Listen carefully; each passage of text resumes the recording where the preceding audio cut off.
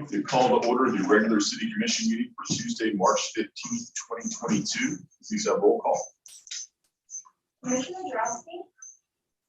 Here. Commissioner Hudak? Here. Commissioner Parnas? Here. Vice Mayor Preston?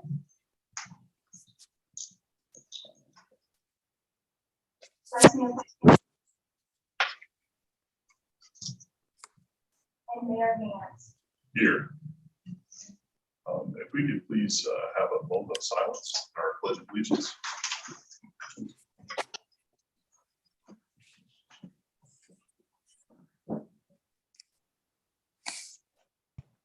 Okay.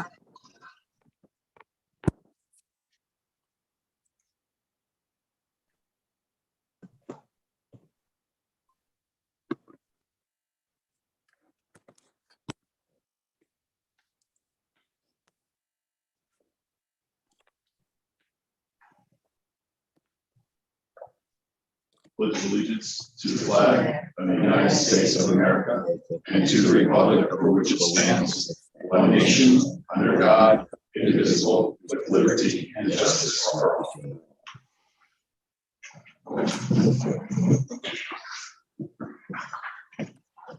If we could have approval of the city commission meeting minutes from the regular city commission meeting of March 1st, 2022. Second. Motion and second, all in favor say aye. Aye. Aye. Those opposed. Acknowledgement of our city board meeting minutes, our community hearings board meeting from February 9th, planning and zoning board meeting minutes from December 2nd, 2021, fire pension board meeting minutes of September 27th, 2021, Hillsborough Inlet District meeting minutes of January 24th, 2022, and our police pension board meeting minutes from November 1st, 2021. Motion to acknowledge. Second. We have a motion, second, all in favor say aye. Aye. Aye. Those opposed?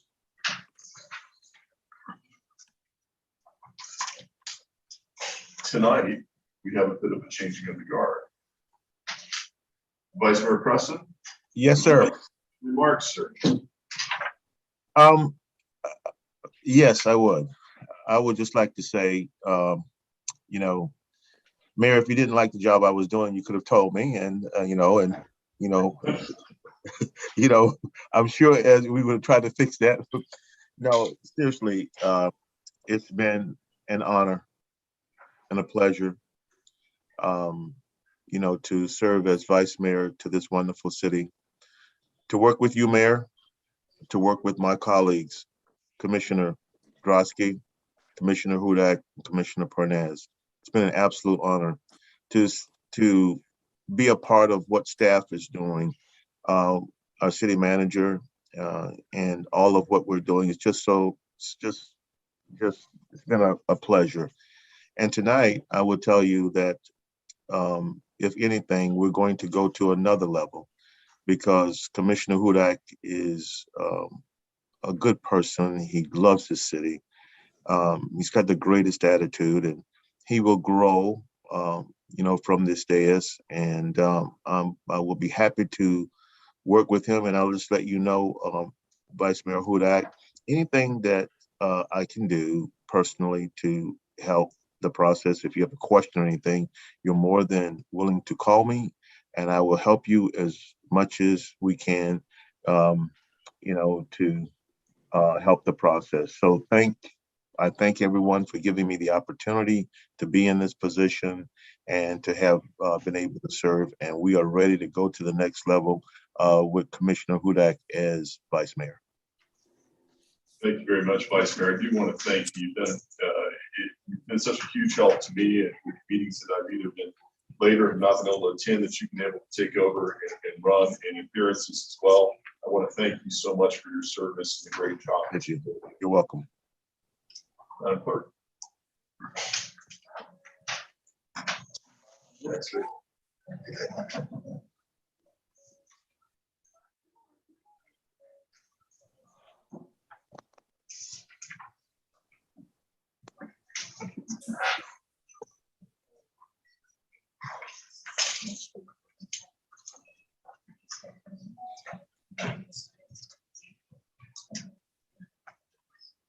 I, Michael Hudak, do solemnly swear or affirm.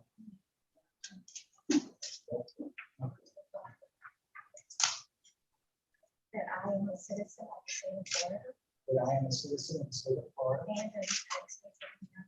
and of the United States of America, and of the United States of America, and a registered voter and a registered voter and resident and citizen of the state of Utah.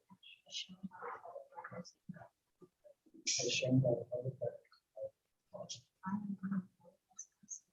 I am being included as vice mayor of the city of Deerfield Beach, and will be a recipient of the funds. As such vice mayor, I further swear that I will support the charter of the city of Deerfield Beach, the Constitution of the state of Florida, and the Constitution of the United States, and that I will well and faithfully hold the duties of my office on which I am about to enter.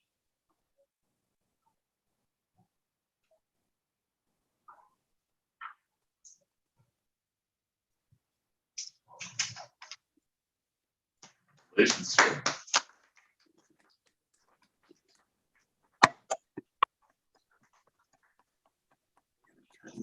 Little bit.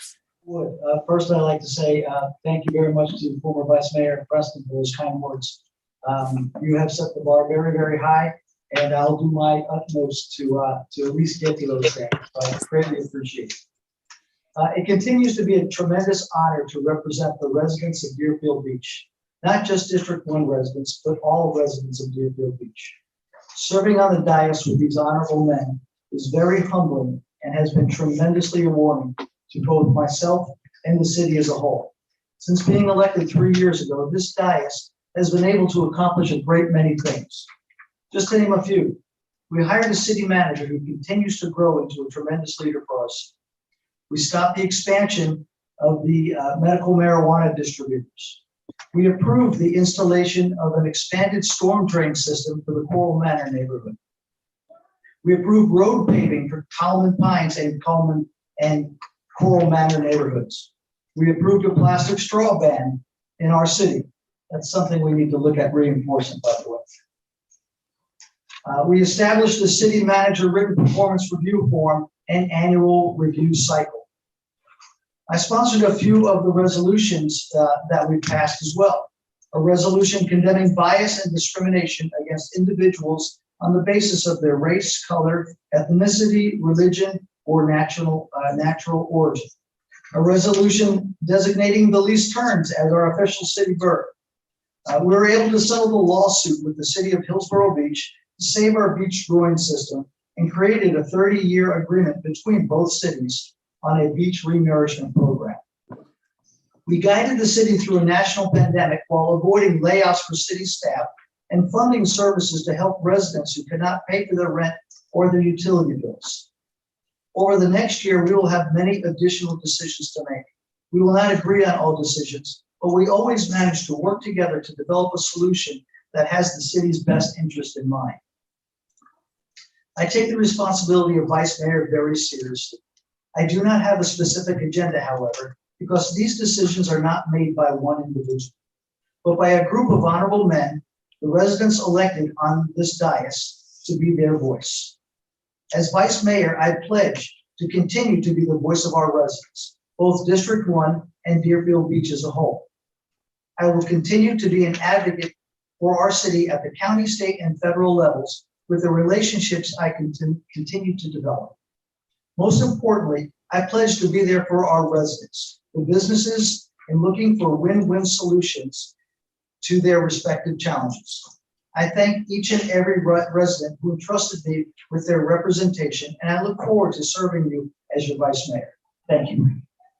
Thank you very much, Vice Mayor. Congratulations.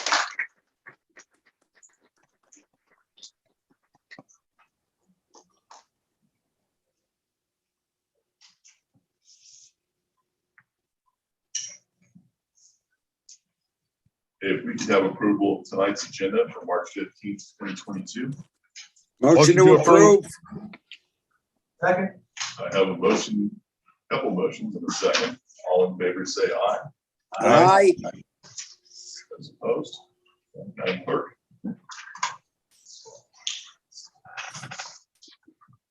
For members of the public wishing to provide comments during tonight's meeting, 3 minutes will be provided, however, 1 additional minute can be granted by the mayor. Anyone connected online using a video, can cover the mouse at the bottom of the screen and click the participants tab on the right with raise hand, and you'll be recognized by your profile name and your audio will be unmuted. Those participating with a landline or mobile device may simply dial *9 to raise your hand. You'll be recognized by the last 3 digits of your number. You can also dial *6 to unmute if necessary. Thank you, Mayor. Thank you very much. Tonight, we have a proclamation to give out, and we give out lots of proclamations. Usually it's in honor of a certain day or organization. And it's sometimes for individuals. And when we do that, usually it's celebrating a major accomplishment, or it's saying goodbye for their immediate contact with the city of Deerfield Beach.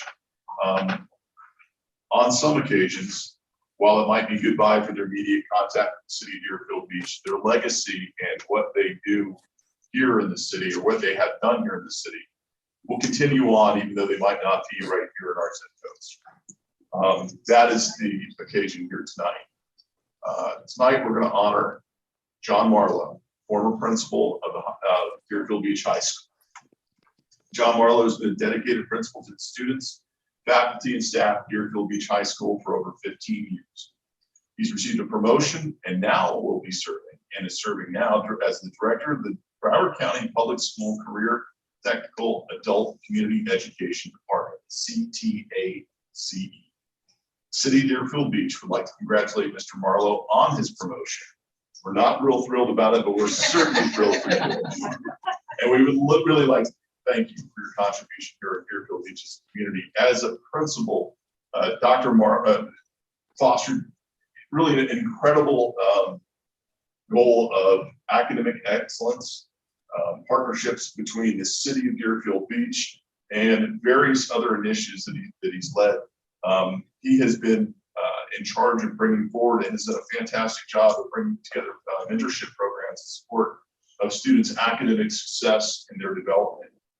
He's been an incredible exemplary educator who's had a tremendous impact on the lives of not only the students that he served, but the teachers, the administrators, and really the community at large, and all of us that have served up here on the dais, quite frankly. The city of Deerfield Beach is very grateful for Mr. Marlo's contribution to the Deerfield Beach community and would like to wish him all the success and very well in his new role. This proclamation reads, whereas Mr. John Marlo proudly served as principal of Deerfield Beach High School for the past 15 years and has been recently promoted to the director of the CTACE department. Whereas the city of Deerfield Beach would like to congratulate Mr. Marlo on a well-deserved promotion and recognize his accomplishments to the Deerfield Beach community. And whereas as a dedicated principal, Mr. Marlo has a tremendous impact on the lives of students, teachers, and administrators by fostering academic excellence through education, teamwork, discipline, and engagement. Whereas in Principal Marlo's leadership and guidance, Deerfield Beach High School instituted a college tour, industry certification, mentorship programs of investing in women of the future and mentoring tomorrow leaders, and Beach House, a new center that provides a safe, supportive space for mental health and wellness services. And whereas Mr. Marlo has helped strengthen community ties by supporting partnerships between Deerfield Beach High School and the city of Deerfield Beach on various initiatives and community projects and events, like the annual Pioneers Day and Deerfield Beach High School Pride Days. Whereas the City of Deerfield Beach Commission is grateful for Mr. Marlo's professional and personal contributions to Deerfield Beach community, would like to wish him well in his new role and great success in future endeavors. Now, therefore, I, Bill Gans, Mayor of the City of Deerfield Beach, in recognition of, do hereby proclaim March 15, 2022 as Principal John Marlo Day.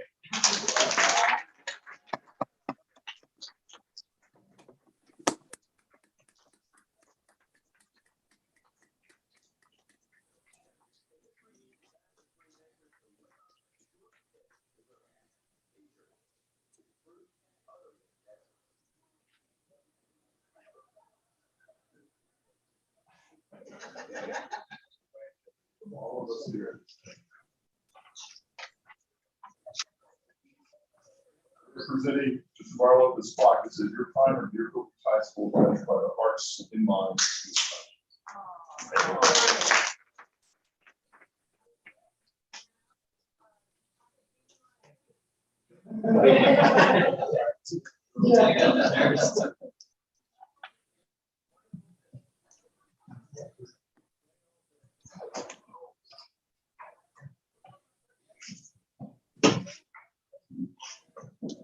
Thank you.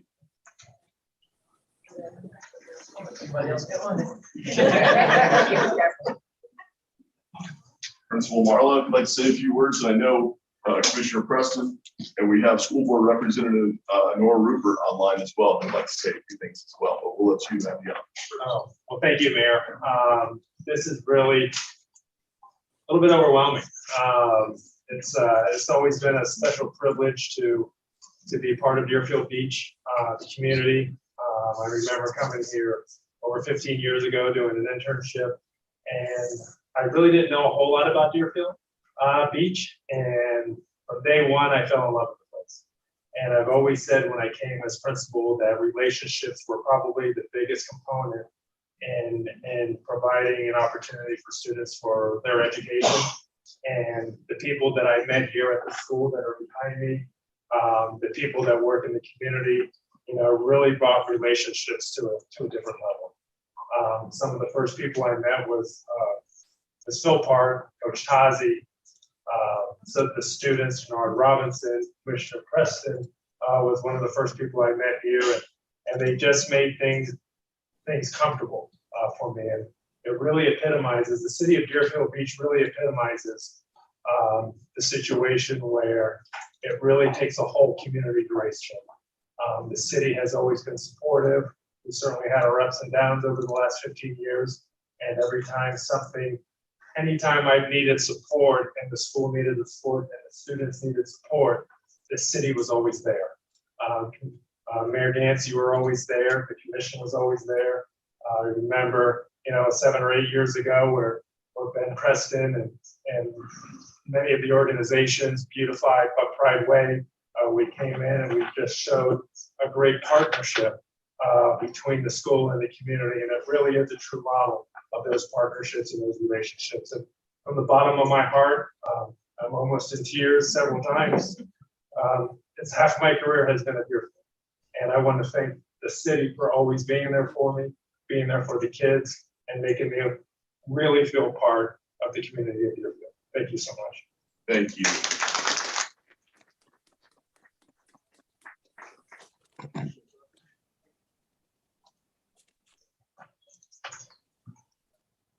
Yes, Mr.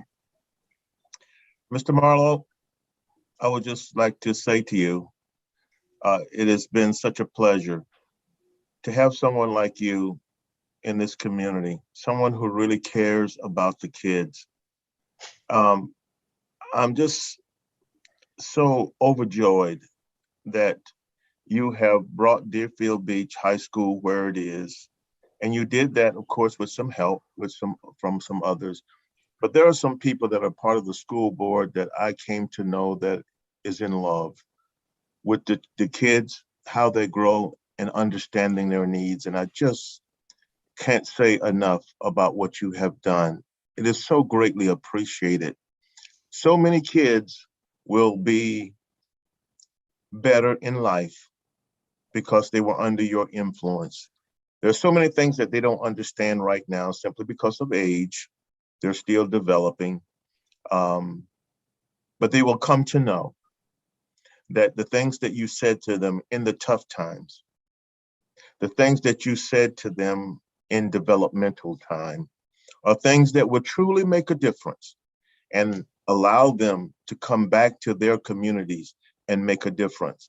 You have inspired a few generations of kids to probably want to do exactly what you do, to come back and to teach and to work and to help.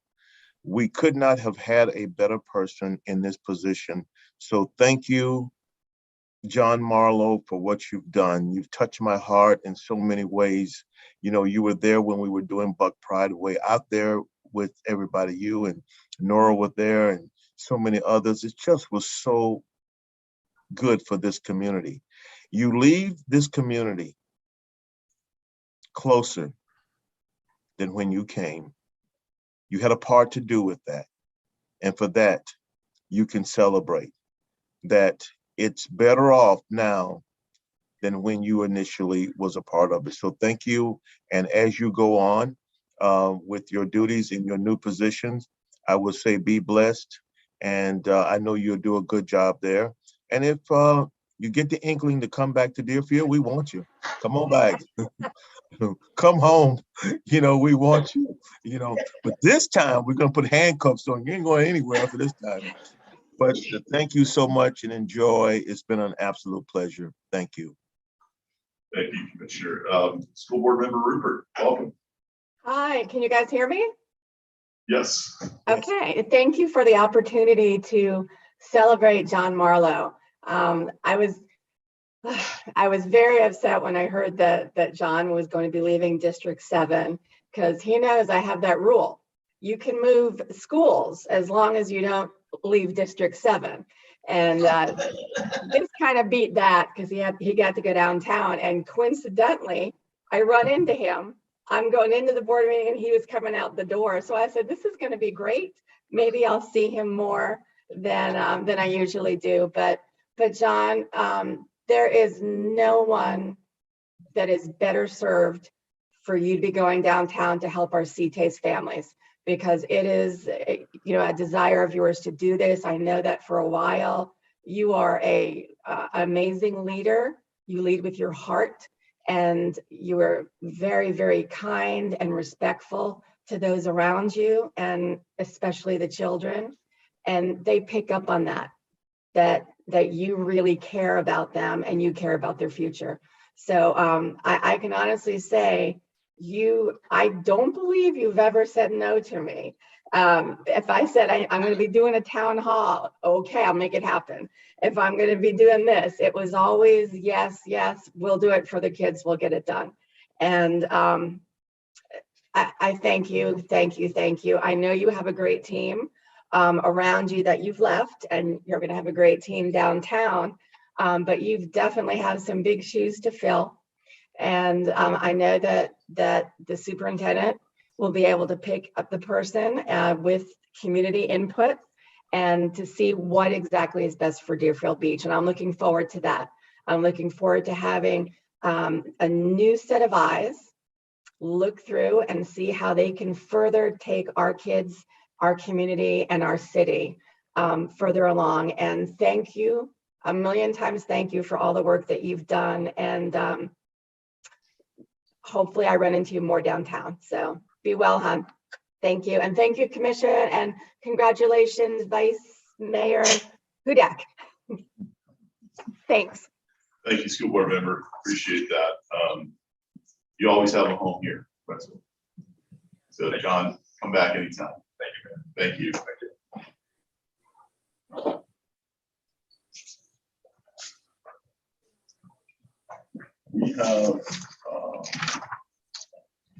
We have public comment.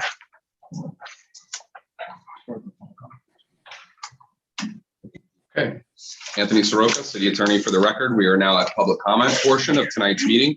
Persons addressing the commission shall state his or her name and address and may speak for 3 minutes unless extended for 1 additional minute by the mayor. This is the time for public comment on items that are not on tonight's agenda. If you have public comment on an item that's on tonight's agenda, the time to do it is after that agenda item is read into the record and the public comment period is open for that agenda item. And reminder, no comment shall be made related to the personal life or personal qualities of any person, and no language which would offend persons of ordinary sensibilities shall be permitted. Thank you very much. I don't see anybody online. We have a good written. Okay, we have anybody here tonight? Let's speak. If you'd like to come up, just come up, give your name and address for the record. Good evening. My name is Olivia Costco. If you can speak right into the microphone. Is that better? Yes, that's better. Good evening. My name is Olivia Costco, and I'm here this evening because I'd like to address the professionalism of the parking enforcement officers that are coming into our community. I just wanted to come in tonight and talk about the professionalism, and the manner in which they are addressing the community and the people that live in our community. And I just feel like if they took the opportunity to get to know the community a bit better, they would know what's going on, especially on the street that I live on. We have somebody that's been living there for 40 years just passed away. So they did have a lot of people coming over, family coming over. And then just the way that they come on our street, I just feel like they need to be more respectful to us. And that's what I wanted to address tonight. Excellent. Thank you very much. Thank you. Yeah, I need your address, please. It's 1440 Southwest 7th Terrace, and that's Deerfield Beach. Excellent. And then hopefully, I could speak to you at another time, try to tell you some of the things that I've been doing in the community, because I would love to build a relationship with you and the commission. Yeah, excellent. Thank Thank you, Mr. Oscar. Appreciate that. Thank you. Good night. Is there anyone else from the public who'd like to comment tonight? Well, let you come up first, man. Panelists, commissioners, commissioners, city clerk. I'm sorry, your name and address. My name is Burnett Antoine, and I'm here to speak about Ms. 14. Antoine, I'm sorry, your address, please. Yes, I'm giving you the address. 1450 Southwest 11th Way in Deerfield Beach, and this is the practice. So I'm going to speak real quick so that I don't go over my 3 minutes. So I want to talk about HUD housing, praxis versus funding, residents versus management, Judge John Hurley, people of disability and elderly versus residents, people of disability and elderly. Also, sheriff to the property, issuing ticket on private property. So I would like to ask the respective individual who oversees this type of matter to look into this. I have gone to the city and to the sheriff's office. I personally am speaking for the disenfranchised. Praxis has been renting to Black people predominantly who are not eligible. I learned this, that the property was not meant for young people to live. They were renting to many Black young people and people who are not qualified to live under premises under false pretense by collecting your work information, pay stub, bank account. And then later they are using John Hurley, the judge, to then place eviction on people with no reason for giving notice just because. I learned that they are being funded and the property is for people with disability and elderly, but there were many people, including myself, who did not fall within this jurisdiction or category. And I would like to ask someone to really look into this to alleviate or remove these evictions from people who are wrongfully rented these places so that Praxis could serve their pocket and ignore the disenfranchised. Because I do intend to take this to HUD to find out what is really going on. They're getting funds. And the second part, they do not do any repairs in the funds that they receive. Excellent, thank you. We will be in touch on this. Thank you. That is something that I do want to talk about, actually. Is there anyone else from the public? Yes. Peggy Ross, 103 Northeast 19th Avenue, and I'm a really big walker in the city of Deerfield Beach that I love so much. This is a little irrelevant because of daylight saving, which I believe is probably now going to be permanent. But I think this is not a city issue, but I think bringing it up to you. When you walk, I live on the island, and when you walk over the bridge, over to, like, to the cove to go to the restaurants and things you want us to do, the lights are out on the bridge going over the intercoastal, and it is really dark. So with daylight saving now, I would think that's a county or a state issue. I think it's far enough from the beach that it should not be affected by turtles. Some of the lights up there are yellower, some are white, but when you get to like the center of the bridge, there's like no lights. So when you're Walker and want to feel safe, I would like to see the lights. And thank you, Will, for your wonderful job, and now you get a better parking space. Thanks. Thank you very much, Ms. Ross. Is there anyone else in the public? Yes, sir.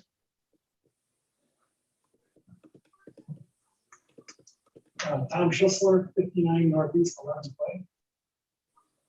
Thank you, Mr. Mayor, Commissioners, for the opportunity to address the meeting tonight. Just wanted to bring up some issues that existing residents are having with all the new construction that's happening in Deerfield Beach residential neighborhoods. As I'm sure you're all aware, building boom right now in the city, residential construction, partially caused by the strong economic environment that we're in. And also, I think, partially caused by some changes that were made to the Deerfield Beach Code about 3 or 4 years ago, making it more developer and builder friendly. So as a resident, some of the issues that we're facing are around noise, both during construction, and I'm afraid are going to happen after construction also. Noise during construction, the current code allows for construction to happen from 7 a.m. to 7 p.m. 5 days a week, and also on Saturdays from 9 to 5 p.m. Can you imagine living next to house construction that in today's environment takes 12, 18 months because of the size of the homes and with for project management? You really get no peace and quiet any longer as a neighbor. So as a resident, I'd like the city to take a look at limiting that time for new construction, maybe be 9 to 5 instead of 7 to 7. And I think all the neighbors would enjoy some peace and quiet during the weekends and allow construction during the weekends. The other issue around noise is many of the houses are much larger than traditional homes used to be in the city. Those much larger homes have a significantly larger requirement for mechanical equipment. No longer does one air conditioning unit cool a house down, it takes 3 or more. Also, very large generators now required for backup power. Sometimes those generators are the size of a small automobile. Currently, zoning and planning is approving the plans for these houses without taking into account the city noise ordinance. By specification, all this mechanical equipment will be over the noise ordinance, and they're still allowing that to happen and asking the residents then to, after construction, call code enforcement to be able to take care of those noise issues. It's something that I think certainly should be addressed up front rather than after the fact. Next comment I wanted to make is around elevation. Much of the new construction now is going in at a higher elevation than the existing neighborhoods, especially along the waterfront because of higher seawalls. Planning and zoning is allowing that to happen without really having a good plan for water runoff.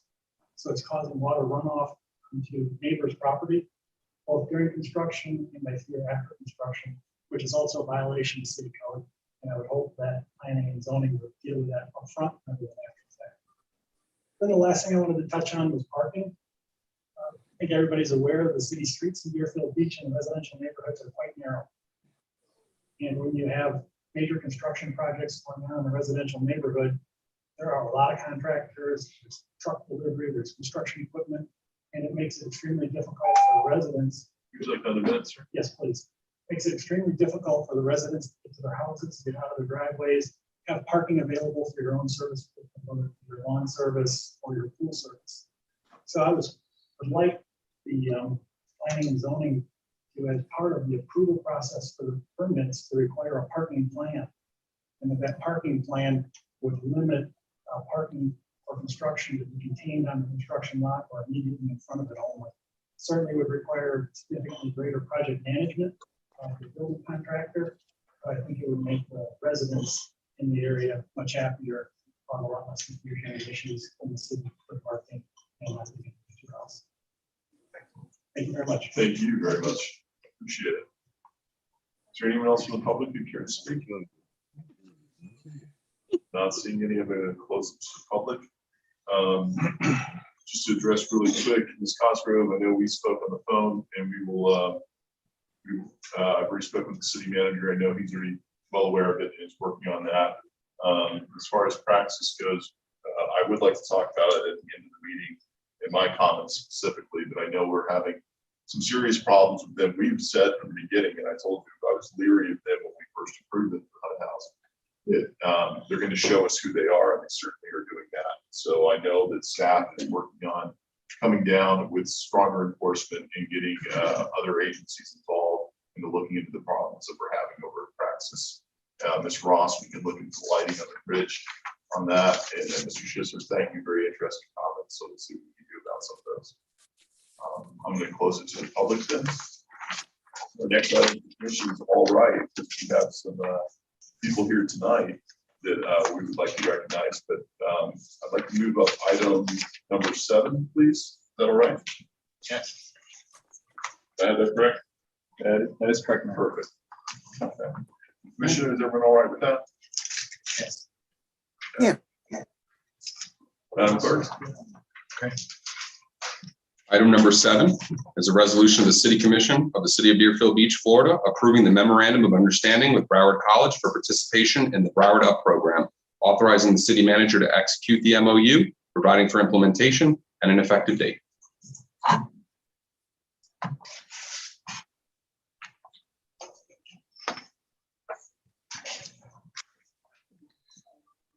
Good evening, Mayor, Vice Mayor, members of the City Commission. My name is Chris Murray. I'm Director of Economic Development.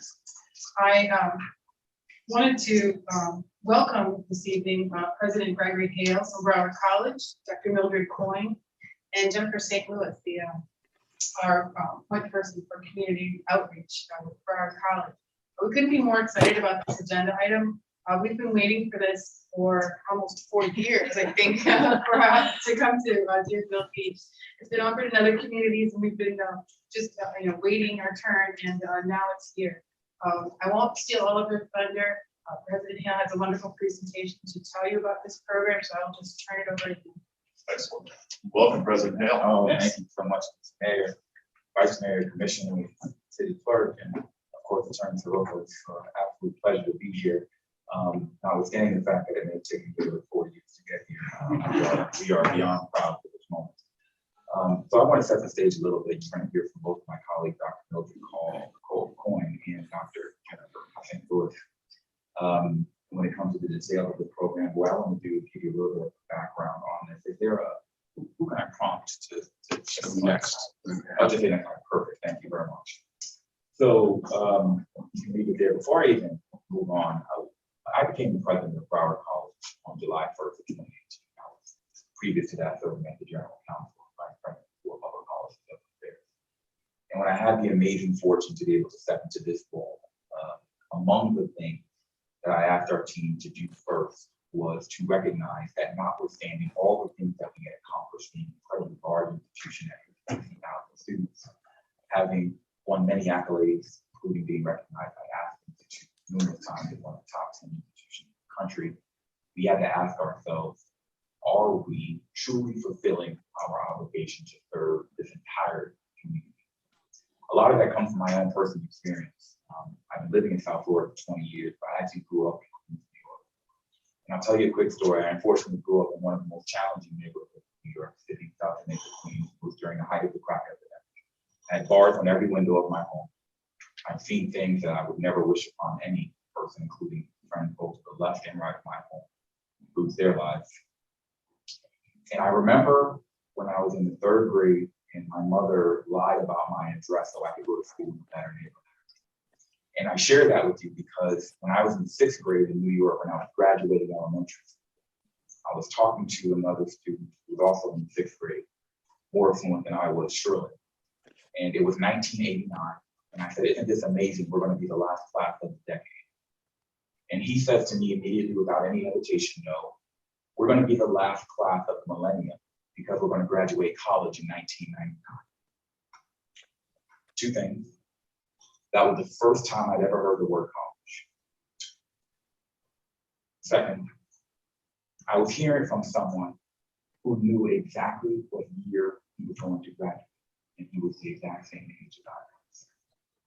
And so I think consistently about that chasm that we have to bridge. No one should ever find out about an opportunity so potent, so profitable, so important, like college by luck or chance. And so we embarked on this discussion, notwithstanding the diverse. You can see some of the numbers there around our diversity. We have 142 countries of origin, 52 languages spoken among our student body, 65% Black or Latinx. And then there's the economic diversity too. Part of the reality is we're an open access institution. Our credit costs about $85 per credit to go to Broward College. We have 52% of students who are Pell eligible. That means they're coming from the lower levels of the income ladder, much like I was. And what's not up here is about 50% of our students are our first generation college students, much like I was as well. And so we've had a lot of operations and a lot of diversity that you might think of in this picture. Next slide, please. But the question, of course, at the end of the day, which is essentially why we are here before you, is that we asked ourselves the question, who are we missing? Next slide. It starts with, of course, looking at the data. We started with some national data. And this is, I always think about it somewhat disturbing because we look at 50 years ago and the role of higher education. And we think about, if you see in this chart, you see a gap of the top quartile of income earners about 50 years ago had about 40% of their kids going to college. And the bottom quartile of income earners had about 6% of their kids going to college 15 years ago. That's a 34% gap. That gap has actually widened over the last 50 years, where now 62% of those who are in the top income quartile have their children going to college, and a mere 13% of those in the bottom income quartile have their kids going to college today. So when we talk about, as we should, the income divide, the wealth divide, and creating opportunity starts with recognizing that that chasm that I described earlier has only grown. And we have to take at a higher education as the only public higher education institution based in Broward County full responsibility for that, if no one else. Next slide, please. It also comes with a recognition that this is not just something that happened in Broward, but it's a national endeavor. I just showed you the national data. But as we start to focus on zip codes and communities in particular, there's a gentleman by the name of Ross Shetty, who's become a very dear friend. I reached out to him very shortly after becoming president of the college.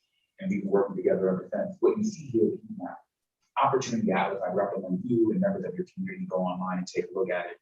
What it is a platform that will tell you, regardless of zip code, you can type in any zip code in America and it will tell you the likely income outcomes over your lifetime. Said another way, the greatest determining factor of your income outcomes over your lifetime is the zip code that you were born and you grow up. We also know that it's incredibly important that higher education exposure be leveraged in a way that it hasn't been, because that is indeed the lever to economic outcomes that otherwise don't exist, but for their absence.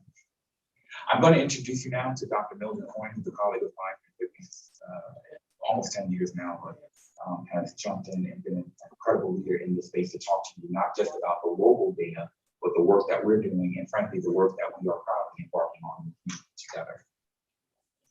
Thank you, President Hale. Thank you all for having us here today. Next slide, please. So when we really wanted to dig into who we're missing, the president asked us to really look deeper into our own community. And at the time when we were embarking on this journey, it was August of 2018. And we were looking at a community unemployment rate of about 2.8%. So that was pretty fantastic. Everybody was really feeling like we had this great economy that everyone was enjoying. But when we really started to disaggregate that data and look by zip code, we identified originally 11 zip codes, but we had to pare it down to our first phase of 6 zip codes with the highest unemployment rates between 9 and 13%. And now we've added in, because due to additional resources that we've accumulated because of the work that we've been doing through Broward Up, 5 additional zip codes. That includes, for our first part of our expansion, Deerfield Beach, the city of Deerfield Beach, which we're very excited to be here with you today. One of the other data elements that we looked at was the education attainment levels of those residents within the zip codes that we were looking at. And 54% of the residents in the initial 6 zip codes have a high school diploma or less. 54% have a high school diploma or less, which is really challenging when you consider the labor market that they're facing. So that really only indicates that 27% of these residents have an associate's degree or above. And we know from today's labor market that employment requires education beyond high school, and not always a bachelor's degree. Next slide, please. But when we look at the city of Deerfield, your zip code 33341, we know that you were at the same time having a 9.3% unemployment rate when the whole county itself had a 2.8% unemployment. With 46% of your residents have a high school diploma or less, and 21% have some college, leaving 67% having less than an associate's degree or above. And now, next slide, please. And when you really consider that 70% of the jobs in today's market require education beyond high school, we know that we have to do a better job to connect residents to post-secondary credentials so that they can align more equitably to the labor market and making sure that they can gain access to the good jobs that are available in our communities. Next slide, please.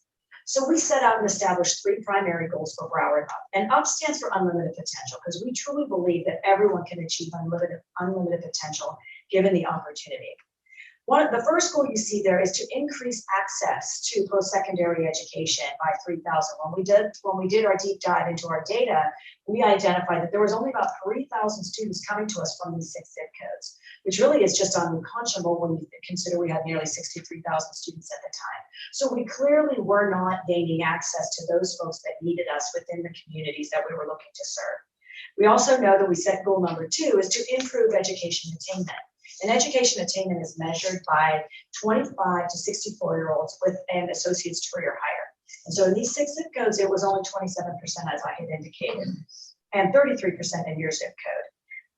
But ultimately, we know for goal number 3 that we want to holistically raise economic mobility. And for us, what that means is we want to go up 2 income quintiles or more from the bottom for our community members, because one just isn't enough. And we've seen that play out with the pandemic, that we need people to move up 2 income quintiles or more so that they can have a resilient wage that will weather another pandemic, an economic downturn. Next slide, please. So although the college is an open access learning institution, low cost, we have workforce ready programs, there are still many in the community who cannot access post-secondary education. So we set out to really take a hard look at ourselves, and we looked in the mirror. So you see the original 6 zip codes are shaded in blue with you as the star as our new zip code that we're adding in today. But then the dark blue dots that you see there are the 10 brick and mortar locations that Broward College owns. So we are operating out of those. The only one that's really squarely in the middle of these 6 zip codes is our administrative services in Cypress Creek, and that's not even where we're offering any classes. So we knew that we had to really look at ourselves as well and say, we have to do a better job making sure that we can connect people to the educational opportunities that are available to them. Next slide, please. So we started with the Governor's Job Growth Grant and our partnership with the Urban League of Broward County. And we began offering free workforce training classes at the Urban League under a Broward College flag. So now imagine, if you will, going into the Urban League, a trusted partner, somewhere where you know you can receive services, where people will listen and care about you. And now you're also receiving access to free post-secondary credentials with that trusted partner. We're starting to help people see that their access to post-secondary is much more viable. Next slide, please. So with no additional funding from the state to build new buildings or construction, we found viable solutions and partnered with all of these other entities that you see here and created memorandums of understanding with all of these agencies and began leveraging their underutilized spaces so that we could offer for free classes in workforce credentials, workforce certifications, and trainings that they need to align to the marketplace, build up their resume, help them build confidence and competence so that they can compete for jobs. But by leveraging all of these partners, you see where we're starting to build the penetration within the communities to be able to offer post-secondary education as a real viable option for people. Next slide, please.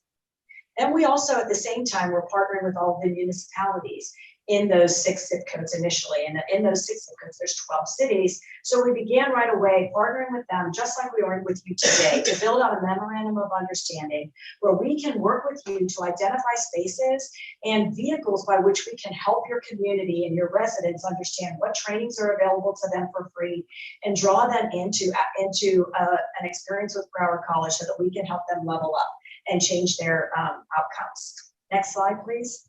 So where we started in 2017-18, that was fall of 2018 for us, we had those 10 original locations. To where we are at the end of 2021, there's an additional 26 locations that we have the availability to offer classes, a true penetration in these Broward Up communities that we've set out to serve. Now I'd like to turn it over to Dr. Jennifer St. Louis, who is the Associate Vice President for Partnership Impact. And she's going to walk you through our outcomes to date and where we are and some of the next steps for the MOU. To begin now. Next slide, please.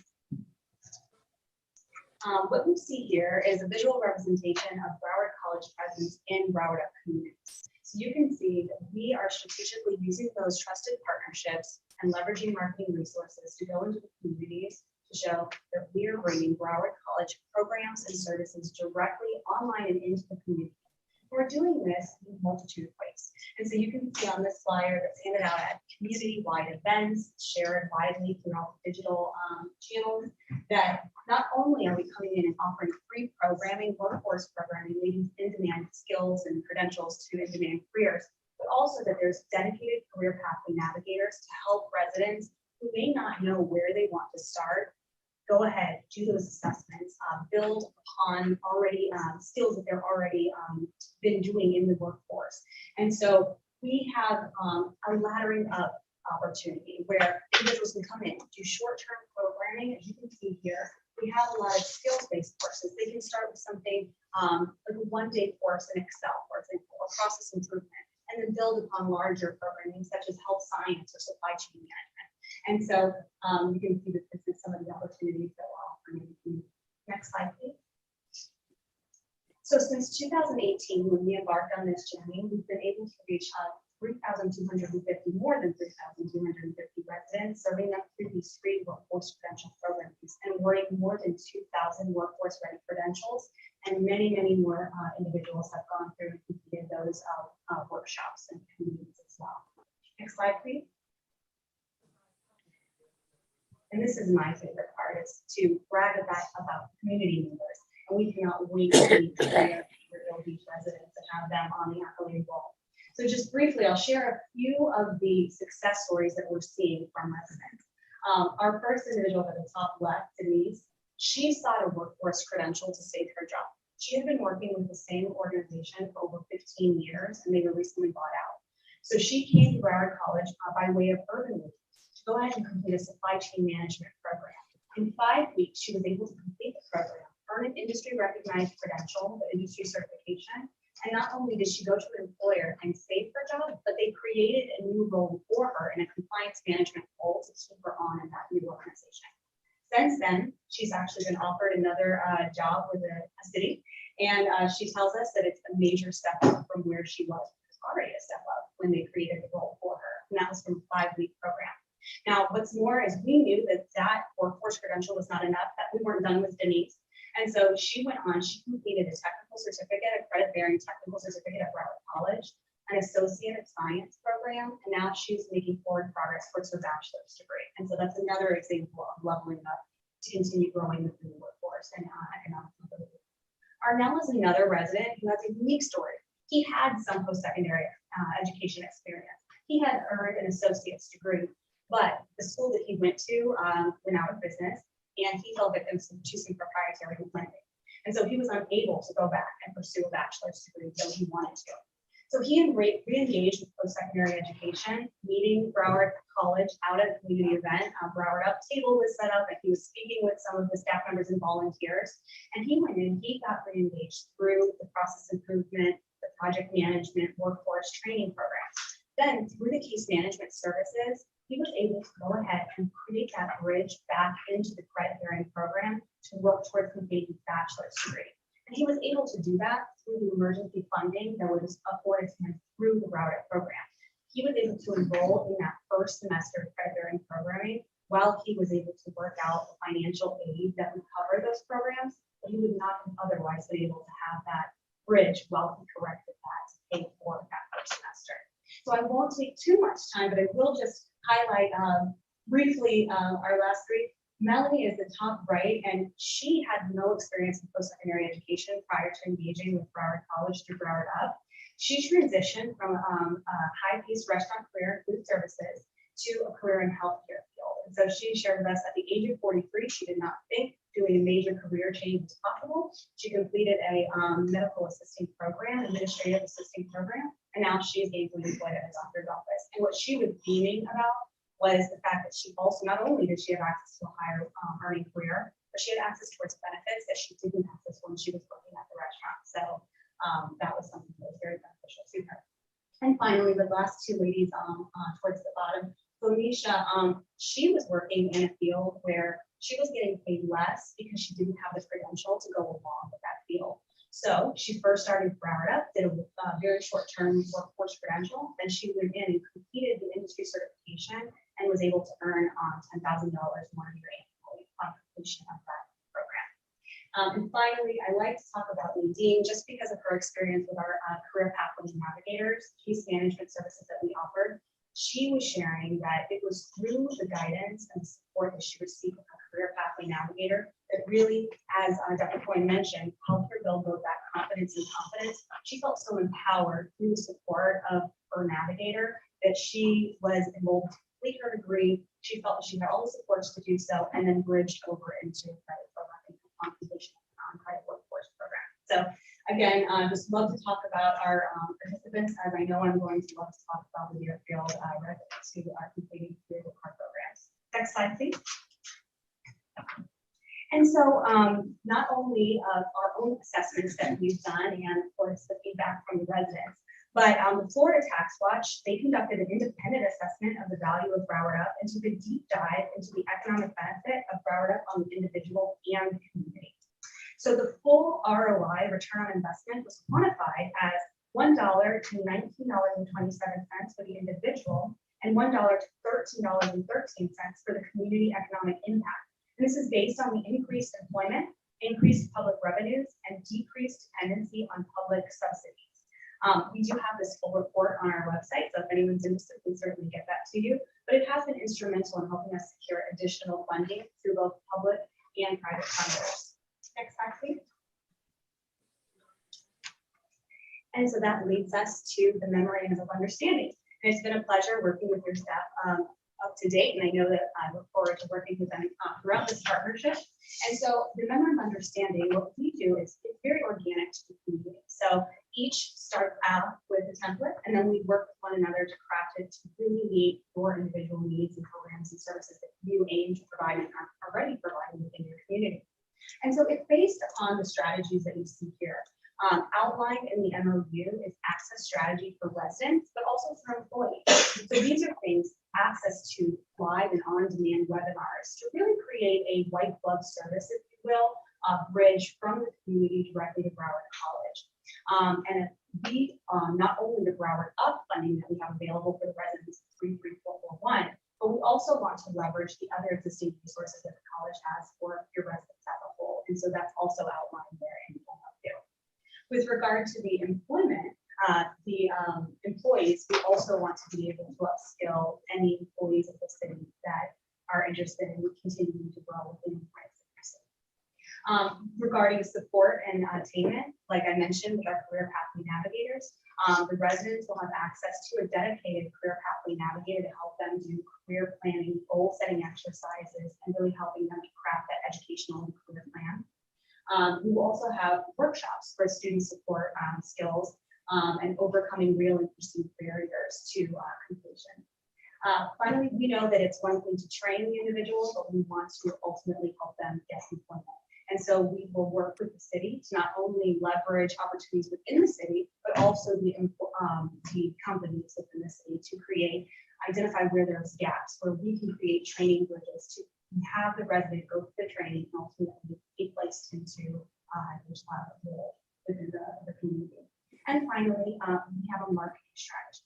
The marketing strategy, when we do identify the location within the city where we would like to offer this Broward College programming, then we want to come and we want to saturate your community with Broward College. And so we have what we lovingly call our marketing go kit. And we come in with Broward College banners and pull-up signs and motivational posters and even a flag if you're willing to fly a Broward College flag. We had a city who had a flag raising ceremony, and we're right in one of the municipal parks underneath the city's flag at Broward College. And so we want to show your residents that we're here, and it's not a fleeting thing, you're here to stay, we're here to serve them. And one of the opportunities that we also discussed is collaborating on a community mural project where the residents get to share with us what the city, what education, what empowerment means to them. And so we'll be continuing to work with that. But all in all, this is what we look forward to working with you. And thank you very much for your time. Thank you so much.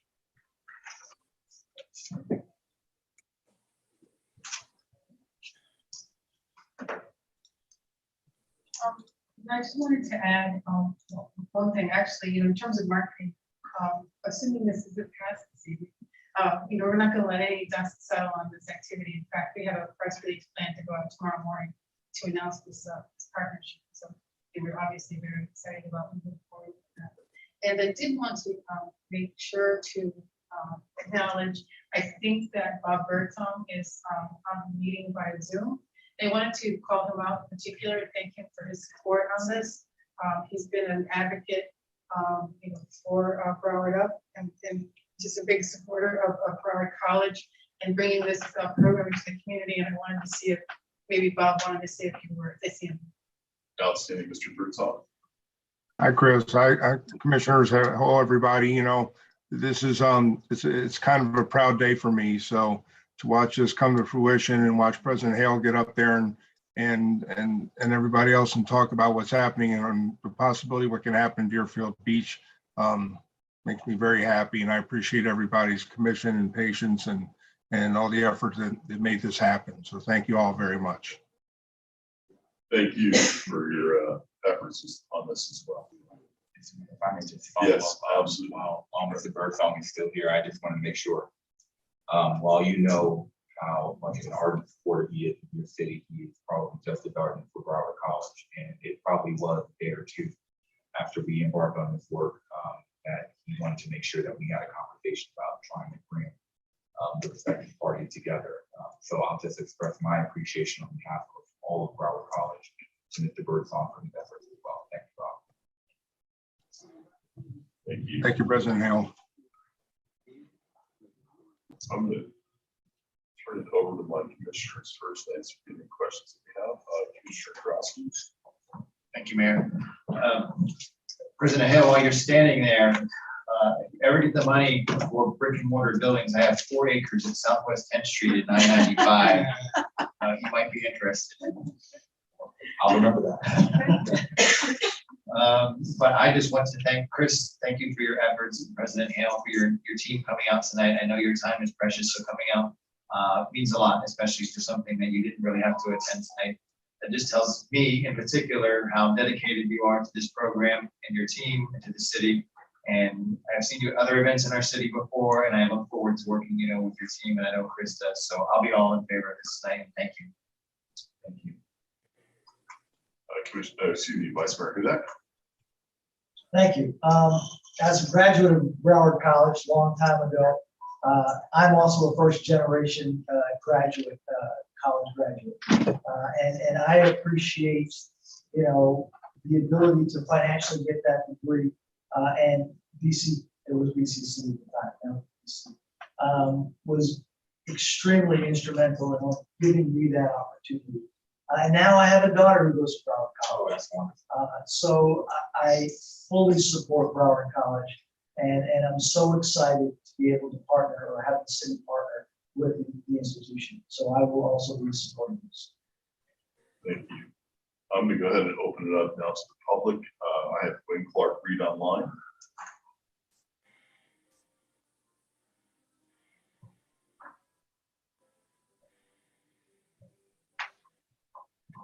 Clark Reed, you might want to unmute yourself. Thank you. Thank you, Mayor. See difficulty in unmuting tonight. Gwen Clark Reed, 1430 Southwest 6th Way. President Hale, it's good to see you here. And yes, this is definitely something that I, as a resident, support. And of course, as chair of the Education Advisory for the City of Deerfield Beach, we are definitely looking at every aspect of upgrading the education advantages here in the city, because we know that our residents have difficulties in getting certain places, and for you bringing this to us is a plus for the city. So Mayor and Commissioners, I definitely approve of this and looking forward to seeing great things happen here. Thank you. Thank you very much, Representative. Is there anyone else from the public that care to comment? Not seeing one online. I'm going to close it to the public. Commission. I'll say this: this is 4 years, long time coming, and And I'm so glad that this finally occurred. And I am fully in support of this, and I look forward to seeing this grow here in the city of Deerfield Beach. And we're really, really excited about having all of you here. So thank you for your efforts. Thank you, staff, for all of your efforts, your city manager, to seeing this come to fruition. So all of our partners out there, I know, are very excited about it. And it's a wonderful endeavor to see Deerfield Beach. And if you look at that return on investment, $1 to $13.13, that's a tremendous return. And it's something that's going to benefit our residents far beyond anything we'll see. It's going to be life changing. So thank you very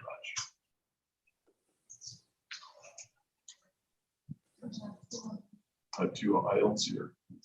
There they are. I'm sorry. Commissioner Preston, Commissioner Parnas. Yes, thank you, Mayor. This was first of all, the presentation was a wonderful presentation. And it shows the impact of what this will be in our community. And as the rest of my colleagues who have spoken, I'm in total agreement with that. And, not often do we have programs that are really on the upper echelon of just having meaning and purpose, and with it bringing impact. And I think that that's what we have here. And with that, I will make a motion to approve. Excellent. Thank you. Before that, Commissioner Parnas, want to say something? Yes, I'll second this motion. How's that? That sounds perfect. Excellent. Commissioner Preston, second by Commissioner Parnas. We have roll call, please. Commissioner Drosky, Yes. Commissioner Parnas, Yes. Commissioner Preston, Yes. Vice Mayor Hudak, You got a press release to go tomorrow. Yes. and Mayor Grant. Absolutely. Yes. Thank you so much.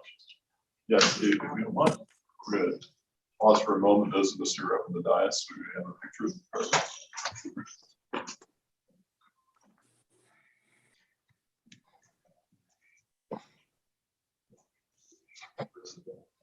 Ready.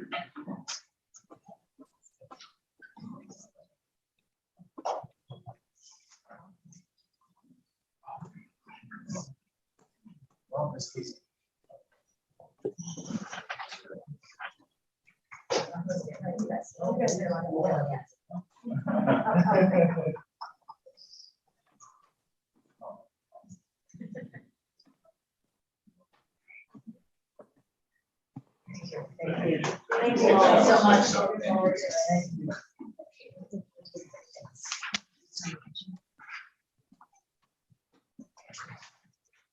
And Bernie, we'll Photoshop you guys into that picture. Okay, we are now on consent board appointments. The agenda tonight, items 2 and 3. Do we have any polls for items 2 or 3 from the commission? Board appointments.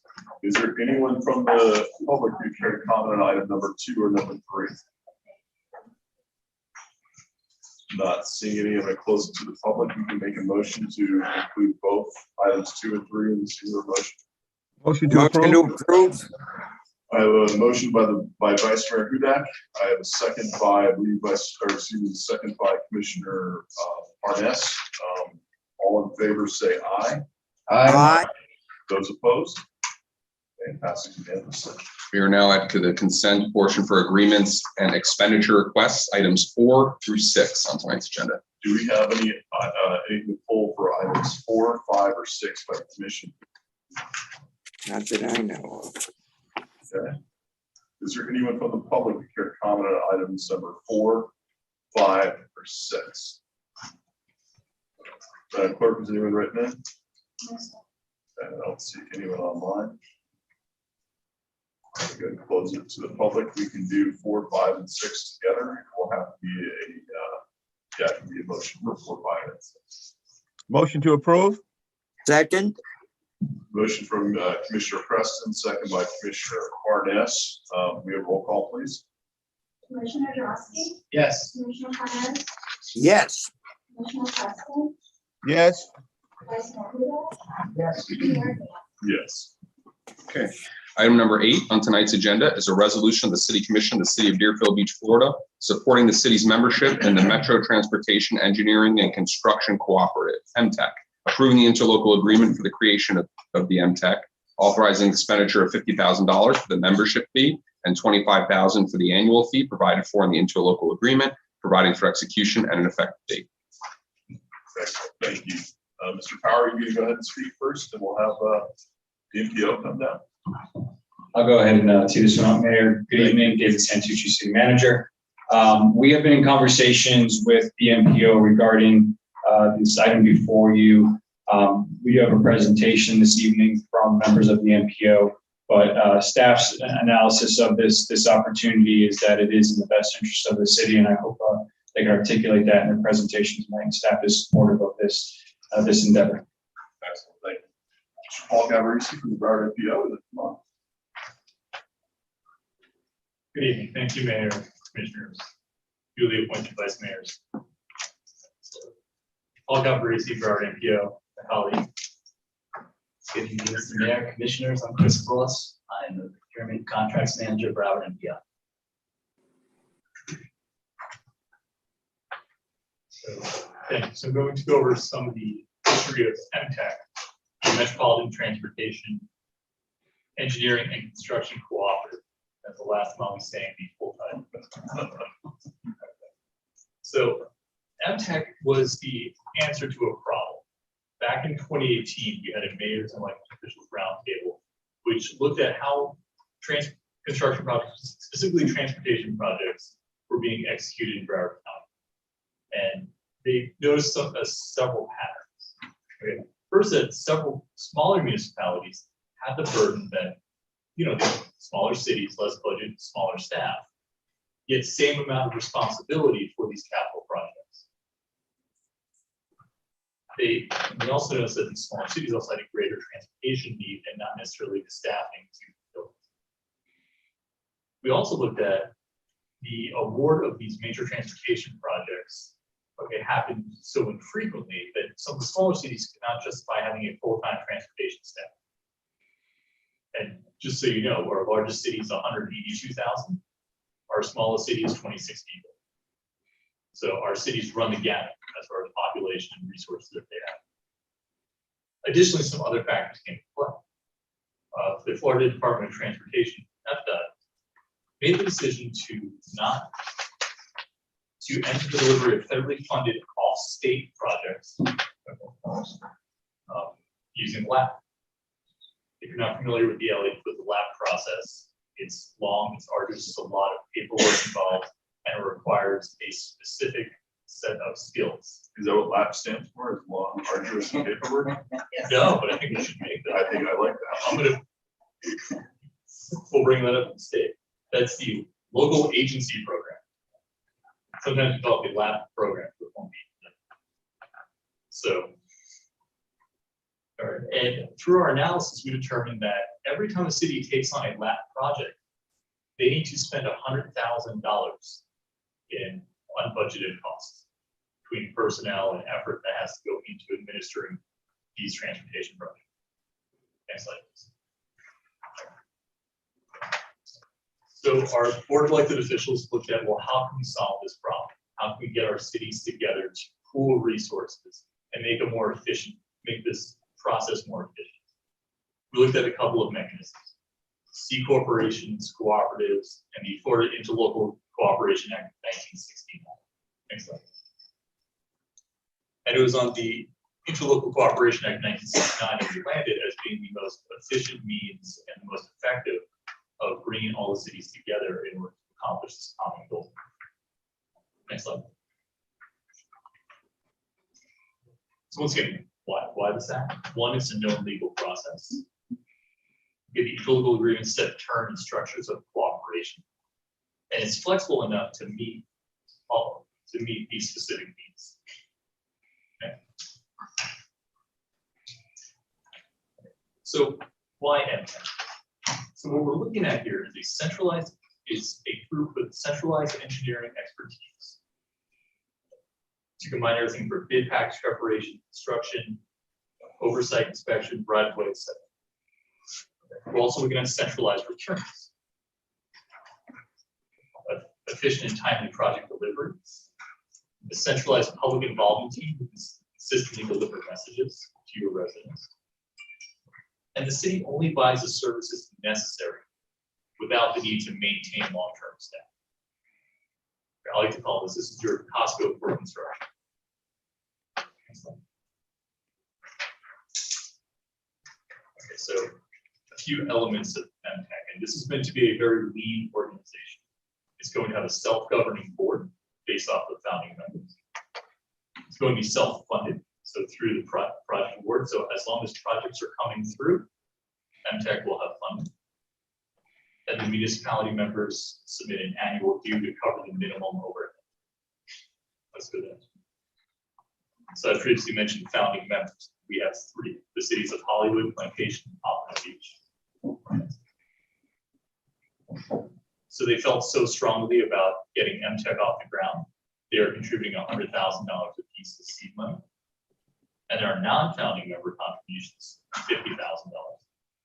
And with each year, there'd be a $25,000 annual membership fee. And these can be adjusted. We put that fee out there as what we anticipate it to be the minimum that we need. But once again, it's going to be a lead organization, and that fee can go down. And we are asking for a minimum 5-year commitment so that we can plan out our processes and our long-term plans. And with that, I'm going to turn it over to Mr. Ross, who's going to go through the parts of the contract and when you. Thank you. So the agreements for the creation of MTech, there are 2 separate ILAs.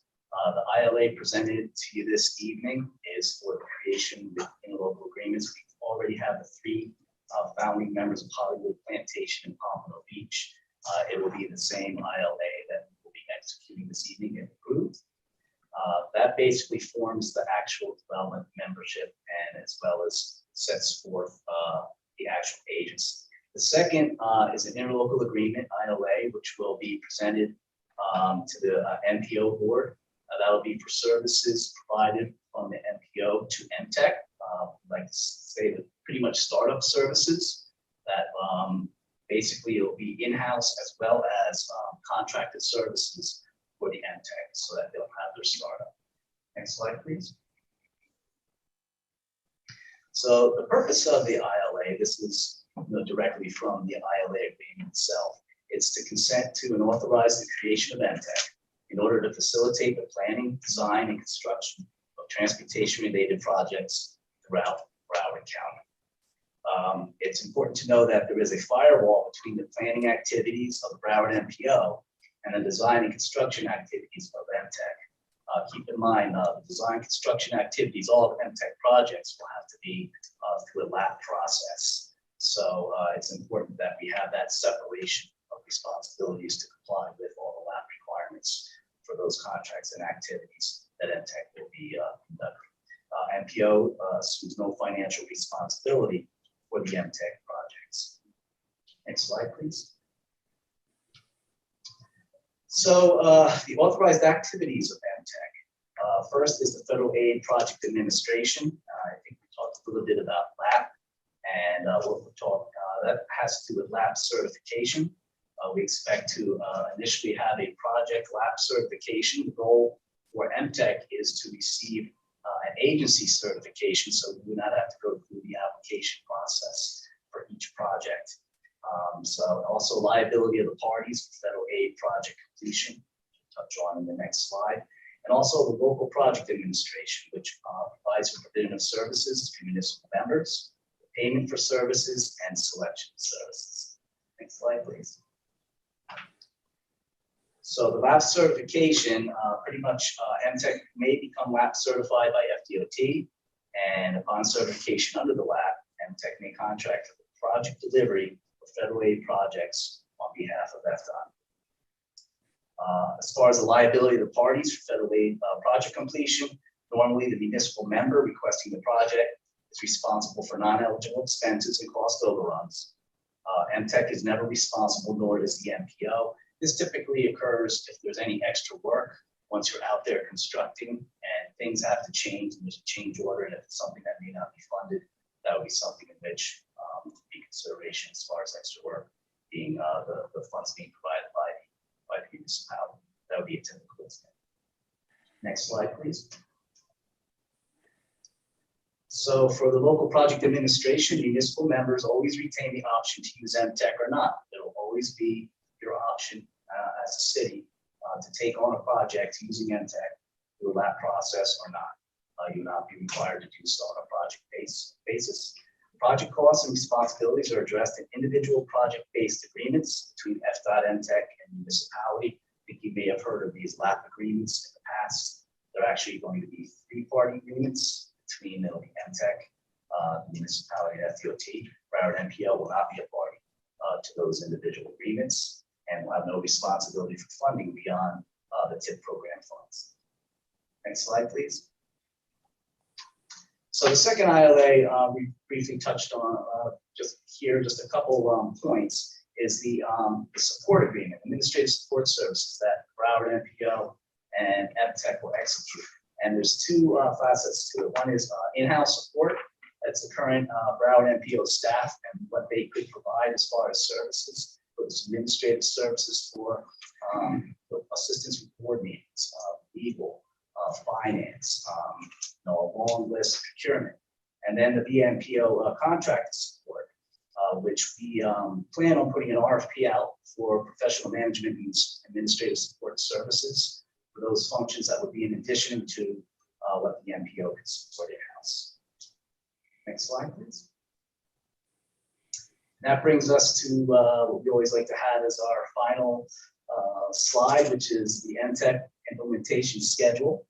And the first two slides, founding members approved to sign the ILA that is underway right now.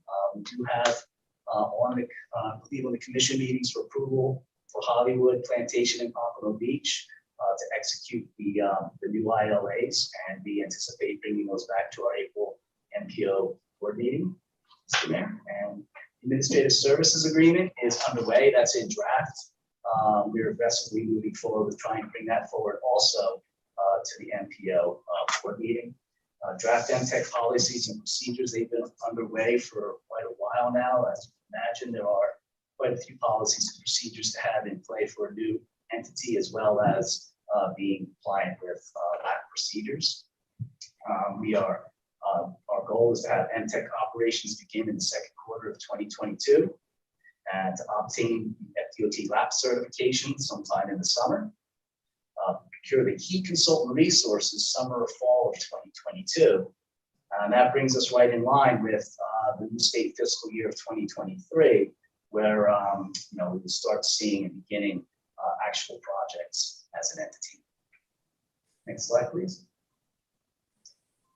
And that brings us to part of the presentation as far as discussion or any questions that any of you may have. Thank you very much. I'm going to try to condense this a little bit, maybe in an explanation that a lot of the projects that we have coming forward, that we're all trying to participate as municipalities, these lab projects, anything coming from the federal government, require some very specific certifications and requirements that most cities don't have on staff, or be extremely costly for us based on certain projects, for us to hire someone or a staff really to just handle that one particular project. If you notice, the three founding cities are not small cities. These are large cities. So this is not a problem just for the small city. This is something that's for the large cities as well, including us. Am I incorrect in saying that? So what this does is allow an organization in which we're able to, I'm sorry, is that correct? You are correct. Okay, good. I am a waitress. I just want to clarify that. What this does is allows all of the municipalities to pull together with the group organization that's affiliated but not completely connected to the Broward MPO. So we can pool these resources and use those for each one of our projects. While it seems like we're competing with each other for the same dollars at times, there's really not going to be that kind of conflict of interest with that. Is that correct? So we won't have that issue. This is really about pooling resources and building a collective that allows us to have specified and very specific certifications, staffing, and procedures that helps us get through. Believe it or not, it's a government agency that's cutting through red tape. sounds like. So that's something that's good for Broward County. I think it's good for the city of Deerfield Beach. I see Mr. Powers nodding his head, and I don't think Mr. Santucci would let this on the agenda if he didn't agree. So I'm fully in support of this. I think it's an important thing for us to do, and it's going to help us streamline and get some work done here, not just in our city, but in Broward County. So I'm fully supportive of it. Vice Mayor, you have a question? Just a couple of quick questions. First of all, the $25,000 annual fee. It says it could go up, could go down. What guarantees are that, next year it's not gonna be $100,000? The other question I have is how are you going to prioritize projects? You're trying to get all 31 cities in Broward County, into your organization, where you're gonna have a multitude of projects, and you're gonna have to prioritize when all of these cities are trying to get their projects done in a timely manner. Will for the $50,000 entry fee, all of that, is there a city representative that is going to be on your board that can help, make sure that our projects are not getting behind Pompanos or Hollywoods or Plantations or whatever the case may be? Can you expand on that a little bit? Yes, I'll try to take those in order. As far as the $25,000 membership fee, there's going to be a board. And like I said, we're going to keep this lean. And the only time that we incur cost, that MTech incurs costs is when there's projects to be had. There's a reason the MPO is hosting this, to keep the overhead fees to a minimum. That $25,000 maintenance fee is just for the overhead. And then as projects come online, they're going to be self-funded. As far as the $50,000, so the founding members are the ones who have the representative on the board. These are open sunshine meetings. There's nothing to prevent you from participating. And then also these are at the end of the day, municipal projects. Your staff can participate fully in the process to whatever degree they see fit. And the last one, as far as prioritization goes, these are projects that have already been prioritized by the Broward MPO board, but by the mayor through our TIP. And they already have a prioritization process. And because FDOT is no longer going to be the implementing agency, MTech will be. So you're going to get the same project delivery. It's just going to be implemented by MTech and not FDOT. And if I may add as well, that the board will have the ability to look into expanding. So those 3 founding members as a board will have an opportunity to discuss, further expansion as far as some of the members, such as Deerfield Beach, can be represented on that. So, and then the same, I think it was said earlier as well, that $25,000 can be adjusted. I understand the concern of it being adjusted up. My understanding is that that's pretty much a contingency. It should not exceed. We don't know. We don't have actual dollars, but if anything, the hope would be that that might be actually lowered, on an annual basis. We just don't know yet. But as Paul said, it's really just to cover those particular administrative costs that otherwise the project itself will cover. Yeah, I mean, my concern is that, Hollywood Plantation, they're going to make sure that their projects get done, and everybody else, when they get done, they get done. That's my concern. Yeah, that's not going to happen. That's based on already agreed upon selected timeline.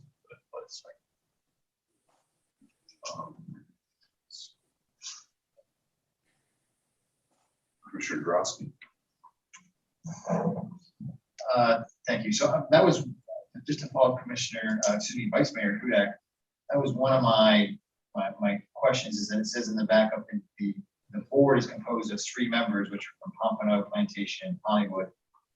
And so, Mayor, you don't have a concern with those 3 monopolizing the board? No, I don't. I think there's the way that it is compromised, comprised, and put together, and what the process is. I am not worried about them. They have They still have to follow the process that we have in place in what we have already scheduled ahead of time. So I'm not worried about that. Okay. And then, Mr. Santucci, did you have a comment on that? If I may, yes, because that was a concern of mine as well. But I think it would be helpful if you could explain the duties of the board members for one, but I'd also like to say that as it is right now, there are 3 founding members who comprise the board. I was a little reluctant to get in as one of the original founding members.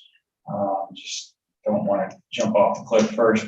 Want to see what this thing was all about first and make sure that this was in the best interest of the city. But as it was stated, there may be the ability to, if the board does decide to expand. And I think originally they were contemplating 5 original board members. So that could not be expanded. And I think the question then becomes, what does one of the City of Deerfield Beach commissioners want to be a representative on that board, understanding what those roles and responsibilities will be. And if you could expand upon that, I would appreciate it.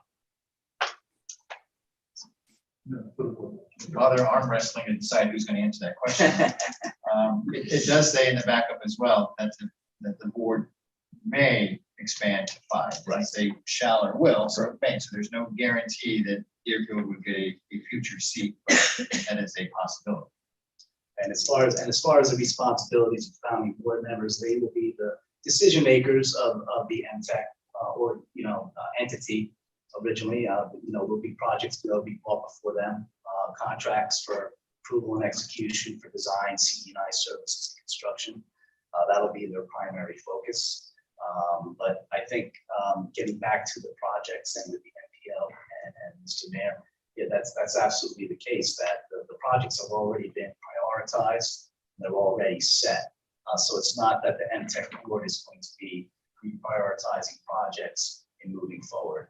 I'm not a programs person, but I do know that through the MPO that those projects have already been set as far as those priorities. I think maybe it's important to emphasize what the limitations are of the board and what they can and cannot do when it comes to these projects that might quell some of the concerns of my colleagues.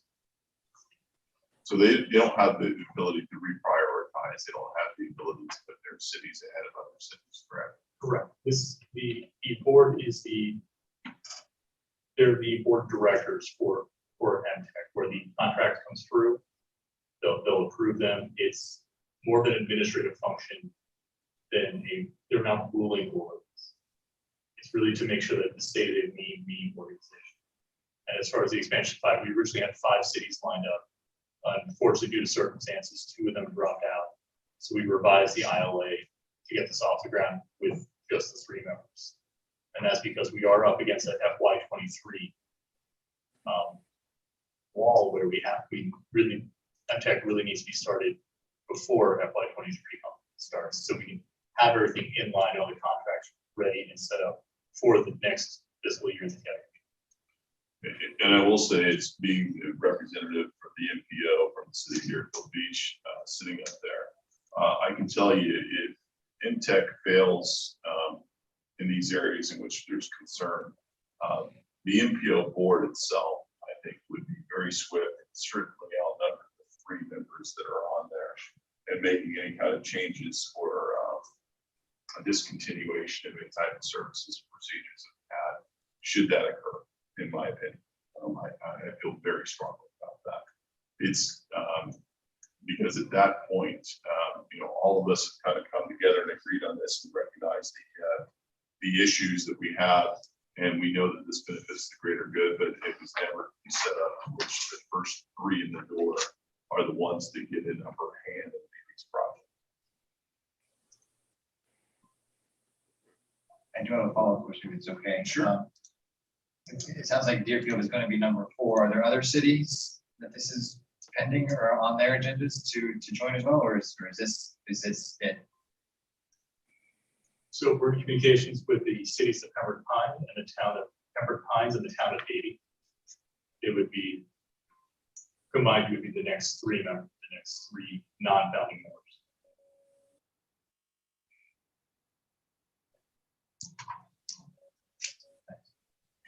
Let's see any other questions from the commission.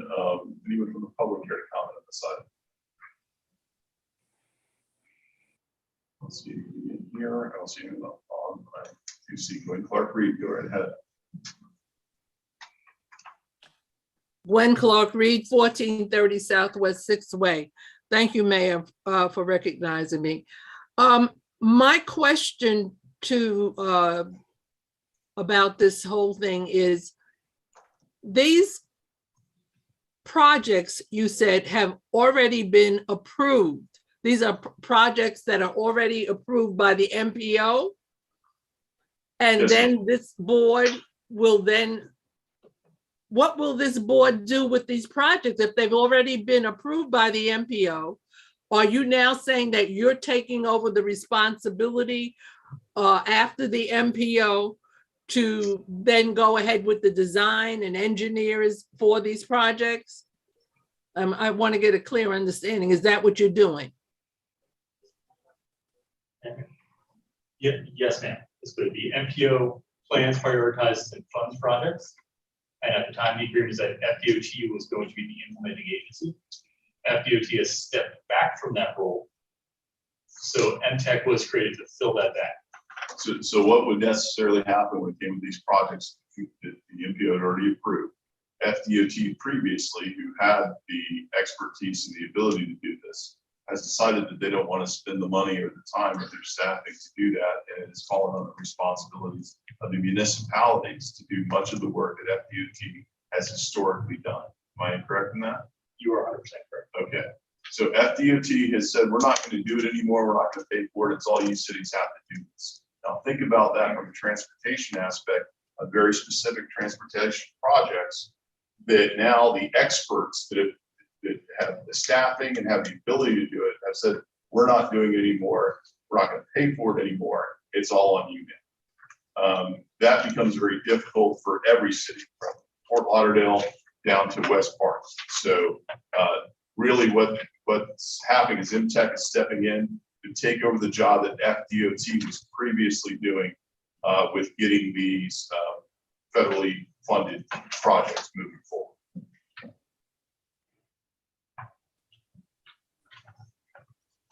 Does that answer your question, Sri?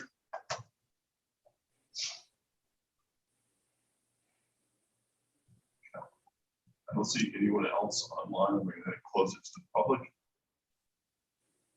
Commission. Motion to approve. Second. I have a motion by Vice Mayor Hudak, second by Commissioner Drosky. We have a roll call, please. Commissioner Drosky, Yes. Commissioner Cornett, Yes. Commissioner Preston, Yes. Vice Mayor Hudak, Yes. and Mayor Hill. Yes. Okay, we are now on item number 9. Resolution of the City Commission of the City of Deerfield Beach, Florida, authorizing the city manager to send a letter to the Florida Department of Transportation, District 4 Secretary regarding the Southwest 10th Street Connector Project, providing for implementation and effective date. City Manager. Thank you, Mayor. Good evening again. Speaking of FDOT not wanting to pay for things, this item is before you to discuss some outstanding issues that I believe we still have with FDOT.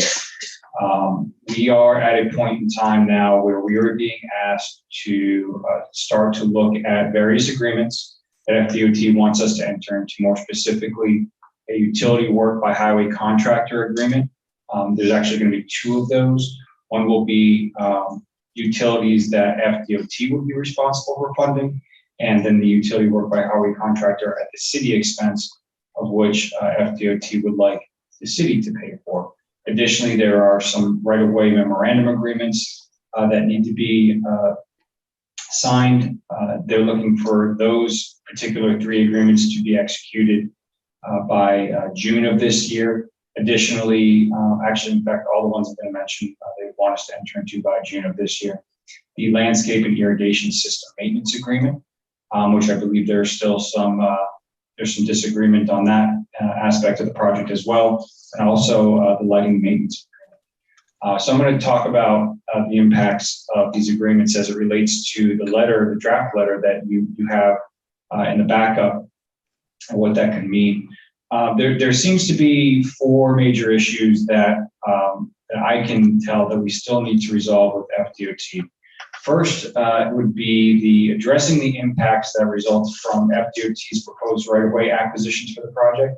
This is actually kind of new to the project, and it really hasn't been exposed to the level that it has up to this point, because I don't think FDOT at any other point in time until now, and still we have not seen the full documentation, the amount of right-of-way that they need to acquire to complete this project. And when I say acquire right-of-way, I mean taking private property that is currently either an existing business is on, or an undeveloped property that has the potential for future development, that they'll be turning into right-of-way where the city will either lose that revenue or never see that revenue again.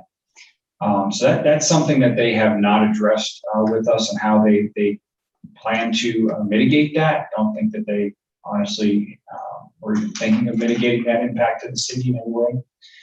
Additionally, there's a very unique opportunity for the region, for Broward County, for the city of Deerfield Beach and our neighbors, to establish a reclaimed water line straight up and down where this project will go. The county recently installed a reclaimed water main along Power Line Road. I'm sure if you drove Power Line over the past year or so, you would remember that project. The roads tore up pretty good. And that was to install a reclaimed water line. And we have the unique ability to piggyback off of that infrastructure and run a trunk line down 10th Street that could be used not only within the city of Deerfield Beach, but could be used in our neighboring communities, whether it's Pompano, Hillsborough Beach, perhaps across the canal to Boca. The possibilities are there. I'm not saying that would happen, but the possibilities are there. But more importantly, it has the unique ability to use that water line to irrigate the Southwest 10th Street project and the landscaping that we should see on that project moving forward. There's a disagreement there in terms of who should be responsible for paying for that cost, or perhaps just an interpretation of state statute as it relates to FDOT saying that this is a betterment. But conversely, there's language in state statute that speaks to FDOT using creative ways to conserve water, and one of those ways can be the use of reclaimed water. Also, there is definitely, I think, some work to still be done and decisions to be made, or confirmations that we need from FDOT as it relates to the landscaping and the maintenance. Currently, the project proposes $4 million worth of landscaping. Now, FDOT is required to fund 1.5% of their total construction project costs for landscaping. That doesn't mean necessarily on this very particular project. It means in their overall, probably annual budget. But come to think of the fact that $4 million equates to approximately a project cost of, I think it's $270 million. We know that this project is somewhere upwards of $800 million. So they're falling short quite a bit on the landscaping, where those landscaping costs at 1.5% are somewhere closer to $12 million. Now, I'm not saying that $12 million worth of landscaping and the preparation of that landscaping, the irrigation is what's needed. I'm not a landscape estimator, but I think $4 million certainly falls quite short of that. And the state statutes also speak to enhanced landscaping that can be provided within these projects and maintained by FDOT. They're yet to really acknowledge that or speak to what that enhanced landscaping could be for the project under their long-term maintenance. At this point, they have said that they're willing to take over the maintenance for 2 years for the grow-in period and then turn that maintenance responsibility over to the city. Lastly, recognizing that the code committee was very adamant about being creative and very forward-thinking and looking at various enhancements that this majorly impactful project will have during construction and after for the city of Deerfield Beach. The city has requested decorative lighting to be installed within the local corridor. Once again, FDOT is happy to do it, but on the city's dime and on the city's dime for the long-term maintenance. These are points that I truly feel uncomfortable with moving forward on the execution of any of these agreements until such time as FDOT has heard us out and, quite frankly, heard the commission. And that's why I've asked that this letter be passed by resolution of the city commission, which I hope you'll support. As we just talked about, Mayor Danz is on the MPO, and I believe he has some things he wants to say in regards to the MPO and specifically this project and discussing that with the MPO. But the one thing I do not have in the letter, which is actually a recommendation that I would make at this point, in light of the fact that FDOT was a little preemptive and provided a letter to me just last week on Friday, basically saying that they will not fund the reclaimed water line and they will maintain the landscaping for 2 years and return it over to the city, which is a response that we recently received, and I provided that letter to you. But I think we need to give them also a time certain to respond on the letter, to hold their feet to the fire a little bit, on responding to our what I believe are very reasonable requests, like total project cost and impact to the city. I would make the recommendation that we request that they respond to this letter definitively in writing prior to the MPO meeting that will occur in April. With that, I will shut up now.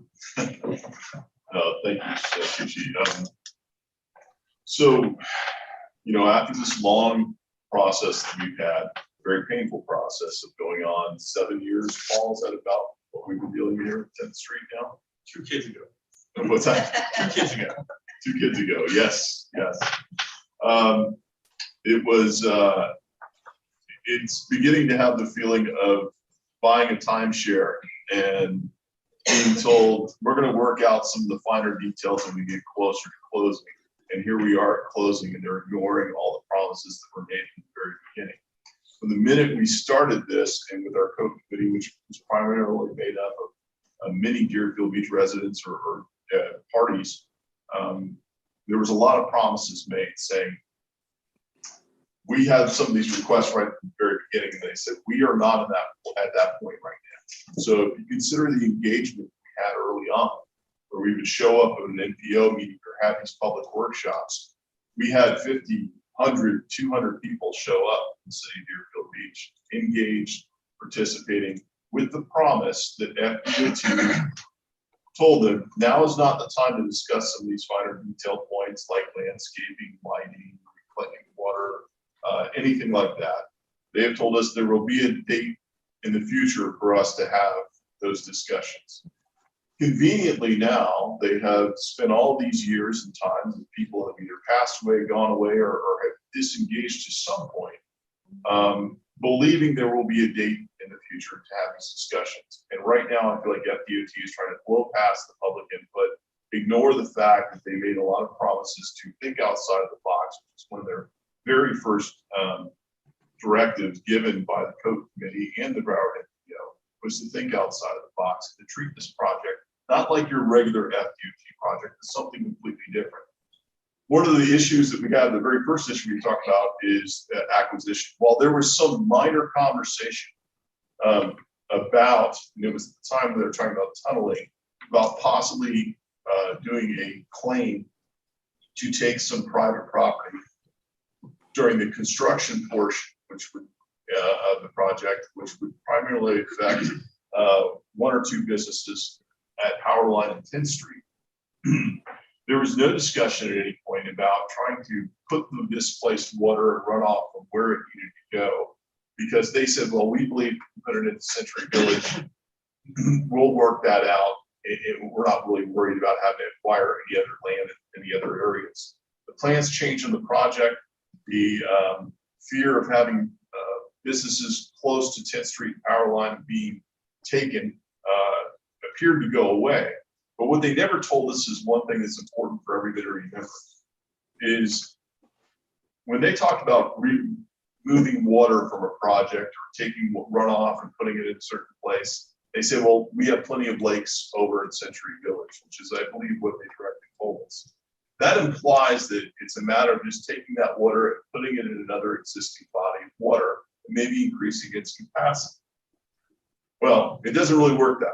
What that means is they got to displace that water and dig another hole to put that water in, which is what their plan was for Century Village, which was never explained through this several-year process of going through this. Now they've got to the point where they finally reached an agreement with Century Village, which was painful, but they got there. But their idea was to take some of the old golf course that had been converted to a park in Century Village, pay Century Village for that, and then dig the holes to put the water in there. Problem was, it's an old golf course. Arsenic contamination is an issue when it comes to fertilizers, and which is very common, not unusual when it comes to golf courses. It's a very common problem. But the fee to mitigate that, I think, went over $20 million, if I remember correctly, $22 million, I'm saying. So they abandoned that. So they said, okay, we got to put the water somewhere. We're going to start grabbing this private property, different areas, pay them the fair market prices of what they do when they eminent domain property. But that takes off about $100,000 in current market value from the city of Deerfield Beach in taxes we'd be taking yearly. $100,000 lost right off the bat in this project. That is not what was discussed. That was not what was presented. And they will try, and FDOT has already tried to say, well, we did talk about claiming property. Never to this level, never what they're talking about, certainly not the direction this is going. When we talk about the reclaimed water line, they say this is a betterment, but it also says that you can be creative in how you're going to manage and maintain the landscape. This is creative. It's the best way to do it. We talk about betterment. Betterment makes it seem like we're asking to put in gold toilets or water fountains along this pathway. That's not what's happening. What we're looking to do is you're adding in landscaping that what doesn't exist now. We're looking for a more environmentally friendly and cheaper way to do that. And they, for some reason, think that's a betterment. I think their interpretation of it is wrong, and I think it's just a lazy way for FDOT to go about trying to do the status quo and not putting forward the right amount of money that they should be putting towards this project. From the beginning, this project was looking at $1 billion when we were talking about tunneling, which they were all for until they told us that they can't do it because of different circumstances. Now that that project, the overall cost has gone down, they still seem to be wanting to challenge. They're going with their, in my opinion, their lazy way of interpretation of their FDOT rules and not going outside the box. When it comes to the landscaping, they're going on the cheap, in my opinion, of the overall problem. It shouldn't be that way. Now they're trying to tell us that they're throwing us a bone by saying they'll maintain the first 2 years of maintenance while this gets established. The truth of the matter is, I believe that is standard operating FDOT procedure. That is nothing that they're giving us that's anything different. I believe that that is what they normally do with any given project. So thank you for doing what you already are legally obligated to do. You're doing me no favors.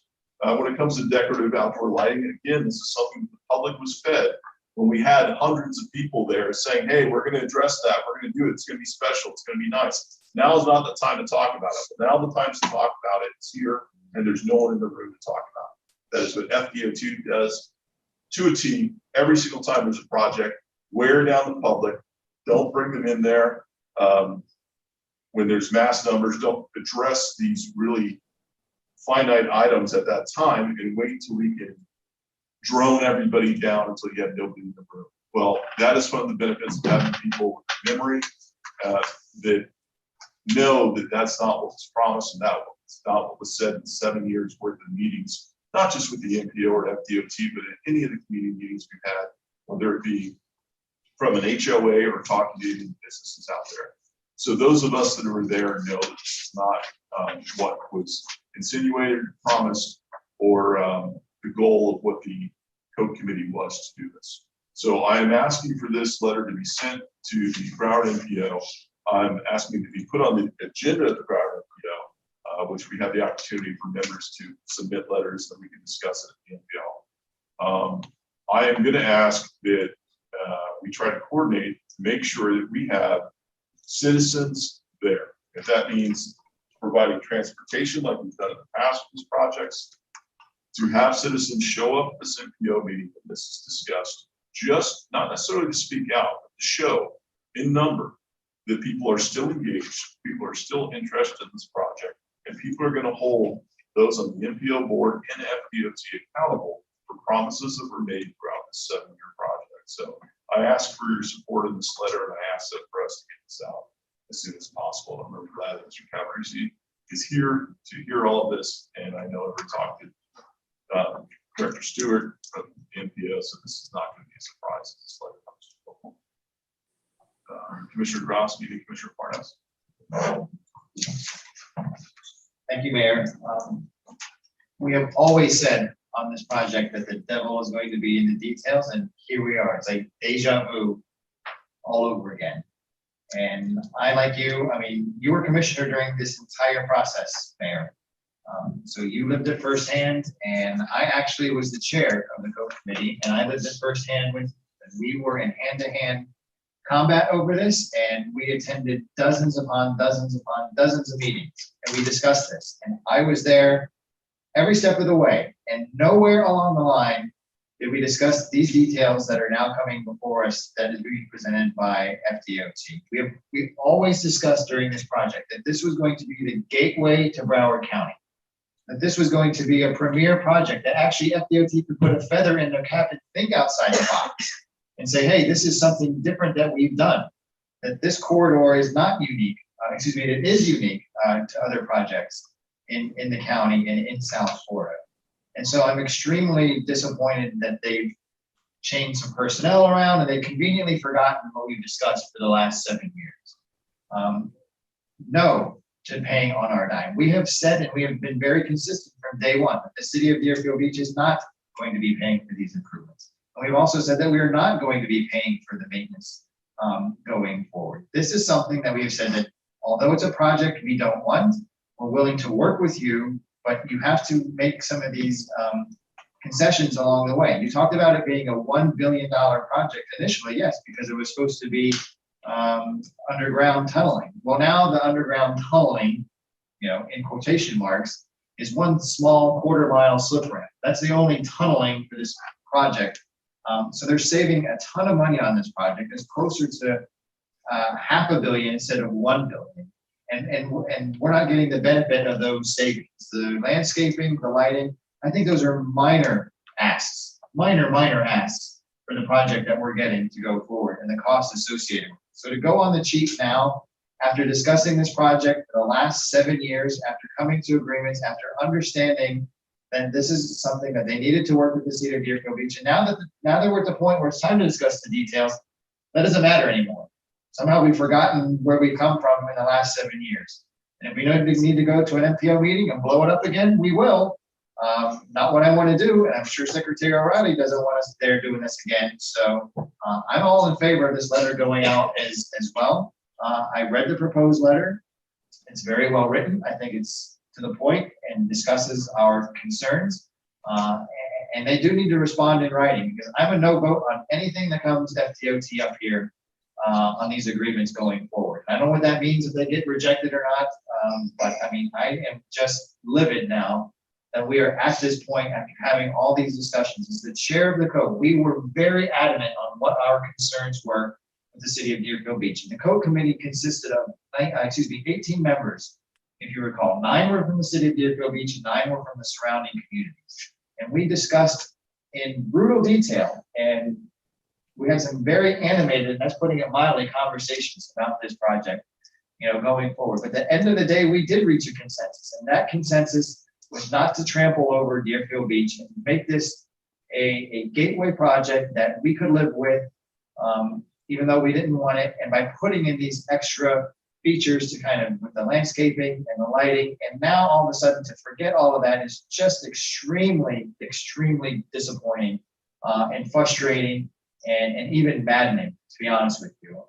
And to think that we're going to go away or we're going to forget or we're going to say, okay, now at the last minute is not the right approach. It's not a right approach. I know our staff has been engaged with the Florida Department of Transportation, and to be ignored or our concerns disregarded is just extremely troubling. And if we need to go to the MPO, Mayor, I will be the first one there with you, but this needs to be worked out and worked out fast. Thank you, Commissioner. Commissioner Parnas? Yes, I have a problem with FDOT. When they try to win me over in Century Village and my district, I asked a simple question. While you're doing this project, east and west traffic that used to go on 10th Street will be going on Green Road and Hillsborough. Green Road now is a speedway as it is. There is one light at Power Line. The next one is at Military Trail. They said, we'll go to the county and we have ways of getting that light. 2 months later, the project manager says, we can ask, but we can't do anything. So I said, your word to me is useless. You told me you have ways to make the county come through so people can get out of their driveways without getting killed by putting a light somewhere between Military and Power Line to slow traffic. I don't trust them unless I see it in writing and it's notarized with 18 witnesses swearing that it's going to happen. And yes, I recommend sending this letter and whatever we have to do to protect the city of Deerfield Beach and its residents. I mean, if this project is going to take 2 years, 3 years, 4 years to do, what are the people going east and west on Green Road, Wiles Road, going to do with the increased doubling or tripling of traffic? I don't get an answer from FDOT. None. At least Hillsborough Boulevard has some traffic lights. There are none on Green Road between Power Line and Military. When they did a ticket blitz, in 2 days, they gave out 96 speeding tickets. In 2 days. So please send a letter. And if we have to go to the MPO, I will be not behind you, but with you. Day or night, whatever it takes. And if I have to get buses from the village, we'll show up in force. Thank you, Commissioner. I appreciate that. For a motion. Motion to send a letter. We have a motion from Commissioner Drosky. I'll take that as a second from Commissioner Parnas. All in favor, say aye. Aye. Those opposed? We are now at comments by administration and legal. Just a couple brief comments from legal tonight. As you may know, the legislative session ended yesterday with several bills being sent to the governor. We have to do number 10, don't we? Number 10? We have comments by administration and legal first, and then we're going to go to city commission. Oh, okay, okay, all right. Thank you. So at the next meeting, I'll speak to some of the bills that may have been sent to the governor, see if he signs them, but just a couple of bills that we were tracking that could have had a significant, in my view, potentially negative impact on the city that died within the last week or so. The sovereign immunity bill that I've been mentioning that would have increased the city's liability exposure caps, that died, and that was HB 985. The Senate bill version was 974. Also, that's correct. That's correct. They were not able to reconcile those two bills, and they were not approved. And also, we were tracking Senate Bill 280, which was the companion bill, was House Bill 403. This would have imposed new requirements for cities and counties for adoption of ordinances, including the preparation of a business impact estimate for each ordinance that would have been required going forward. So that also did not pass. And just a little preview for the next meeting, a couple of the bills that were approved and were sent to the governor, and as far as I know, as of today, have not yet been signed, that I'll be mentioning later, is a bill related to business damages, and that is Senate Bill 620 with respect to certain businesses able to document certain things and potentially sue the city for ordinance changes. And also there is House Bill 105 which, regarding the regulation of smoking. So I'll be speaking more about those at the next meeting, unless you have questions now. Otherwise, I'll turn it over to the city manager for his comments. The only comment for this evening is a follow-up to my comment last meeting, which is the discussion regarding having commissioners be in a hybrid format where we have 3 in person and 2 via Zoom. So I just bring that back to the table as it was discussed that that's how we would proceed by bringing this up at tonight's meeting.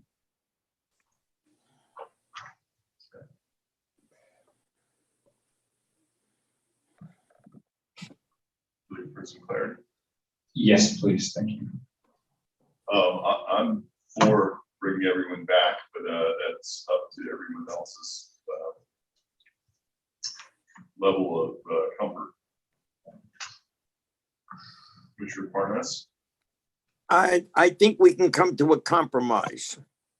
And being that this is it, we can maintain the way we're doing it, except that if a commissioner feels like coming, we welcome him. If he feels he'd like to be here, he not be removed or restricted from being here at any commission meeting. I mean, I'm looking at the audience, and if I recall, we had a pretty good crowd at the last meeting. And we didn't separate them the way we're separated. We didn't say you can't come. Only 14 people could come, not 60. We let them come. Why are we being restricted more than the public? I feel that, you know, we should be able to come if we want to. We want to be here in person. We should be able to be here. Those who feel they'd like to stay on Zoom, okay. City Attorney, do you have any comments on that? Well, you know, we're long past the emergency order, so it's really up to the commission. You always, you know, you still, of course, as we have maintained a majority of the commission present for quorum purposes. And, you know, a while back, the commission made the determination that the circumstances warranted allowing for this type of video participation by the other 2 members. So it's really up to the commission, however you want to handle it going forward. Go ahead, Vice Mayor. Thank you, Mr. Mayor. I think we have an obligation to be here. I mean, we originally, you know, due to the pandemic, made this accommodation, but there comes a point in time where we have an oath to uphold, and we've made a commitment to be here. And I think unless there are some, you know, underlying health reasons, I think we should be here. I think it's at that point. I would imagine that extenuating circumstances, which a certain commissioner cannot make as long as we're still doing Zoom meetings. They can do a Zoom meeting. Yes, Mayor, that was going to be my suggestion for the discussion is that if it's the will of the commission to bring back all 5 members to the dais, of course, we're still going to be doing this hybrid format.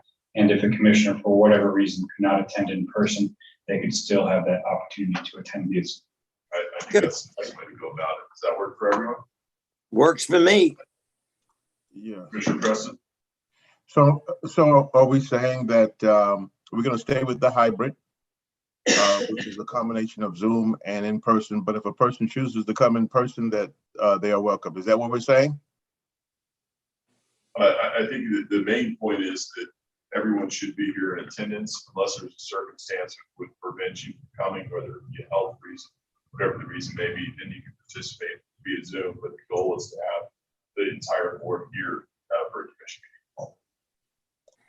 I'm okay with, I'm actually very comfortable with which I think is the safest and the best. I don't know that this is the time to change the format that we have. A friend of mine daughter recently passed away, young, of COVID-19. She passed away. And it was a reminder to me that it's, we're not done with this thing. And maybe we are making some significant progress and it's trending in the right direction. But I'm more comfortable myself with the format that we presently have. So that's where I am on on this issue. Okay, so maybe the compromise is that if a fourth member who would normally be doing it from Zoom can come to attend if they so choose. Is that all right?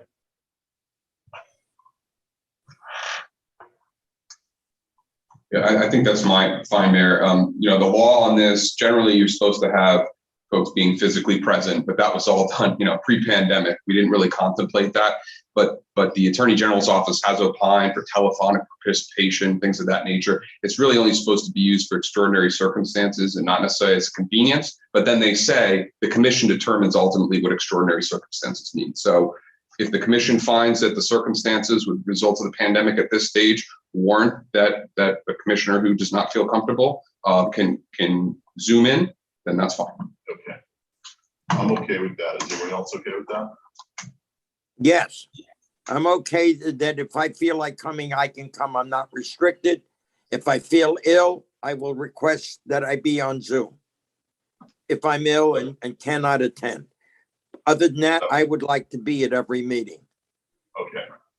Staff will continue to provide the 3 who will attend in person, and the 2 via Zoom can make their own determination going forward. And is there a certain time that the commission would like me to readdress this, maybe in 1 month's time, just on a regular basis, see how we're progressing? Commissioner Preston, what's your thoughts?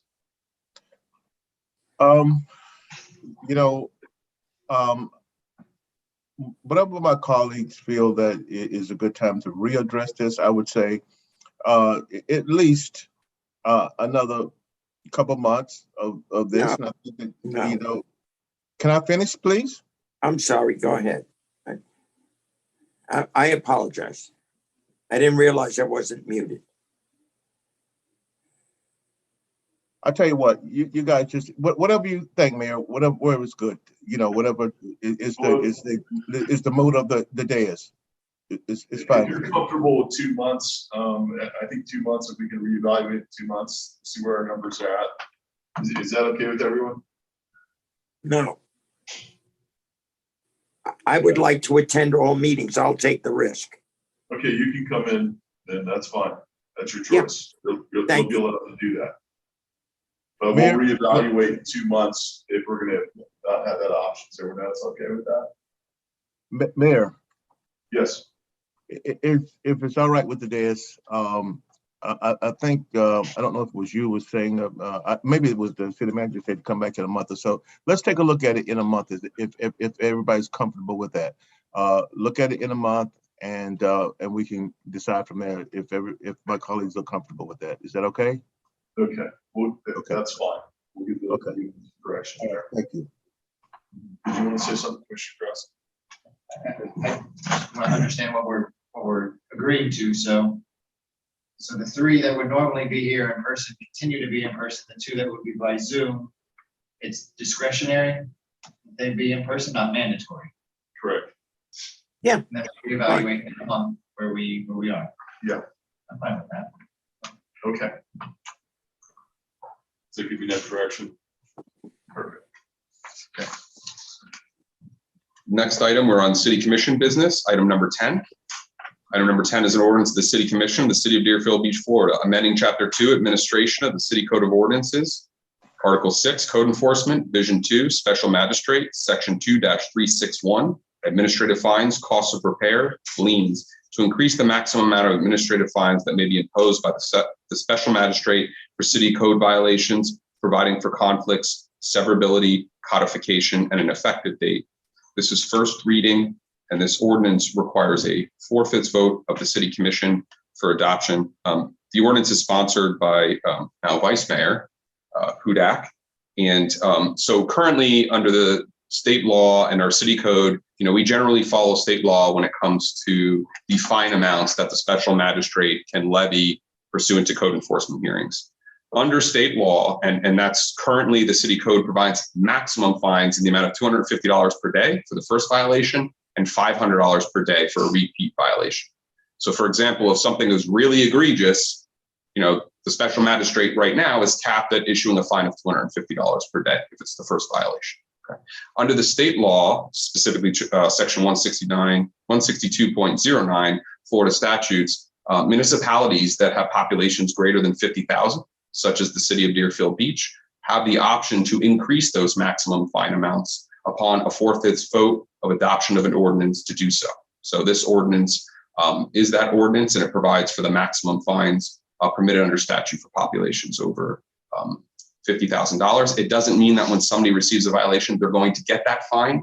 It just gives the magistrate the authority to go up to that amount. And per state law, the magistrate is required when issuing the fine amount to consider, 1, the gravity of the violation, 2, the actions taken by the violator to correct the violation, and 3, any previous violations committed by the violator. So notwithstanding whatever the maximum amount is, they still have to take those items into consideration when making those fines. So turn it over to the sponsor.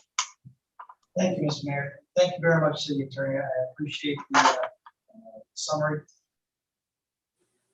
Again, this does not mandate what the magistrate is going to do or what he or she can impose.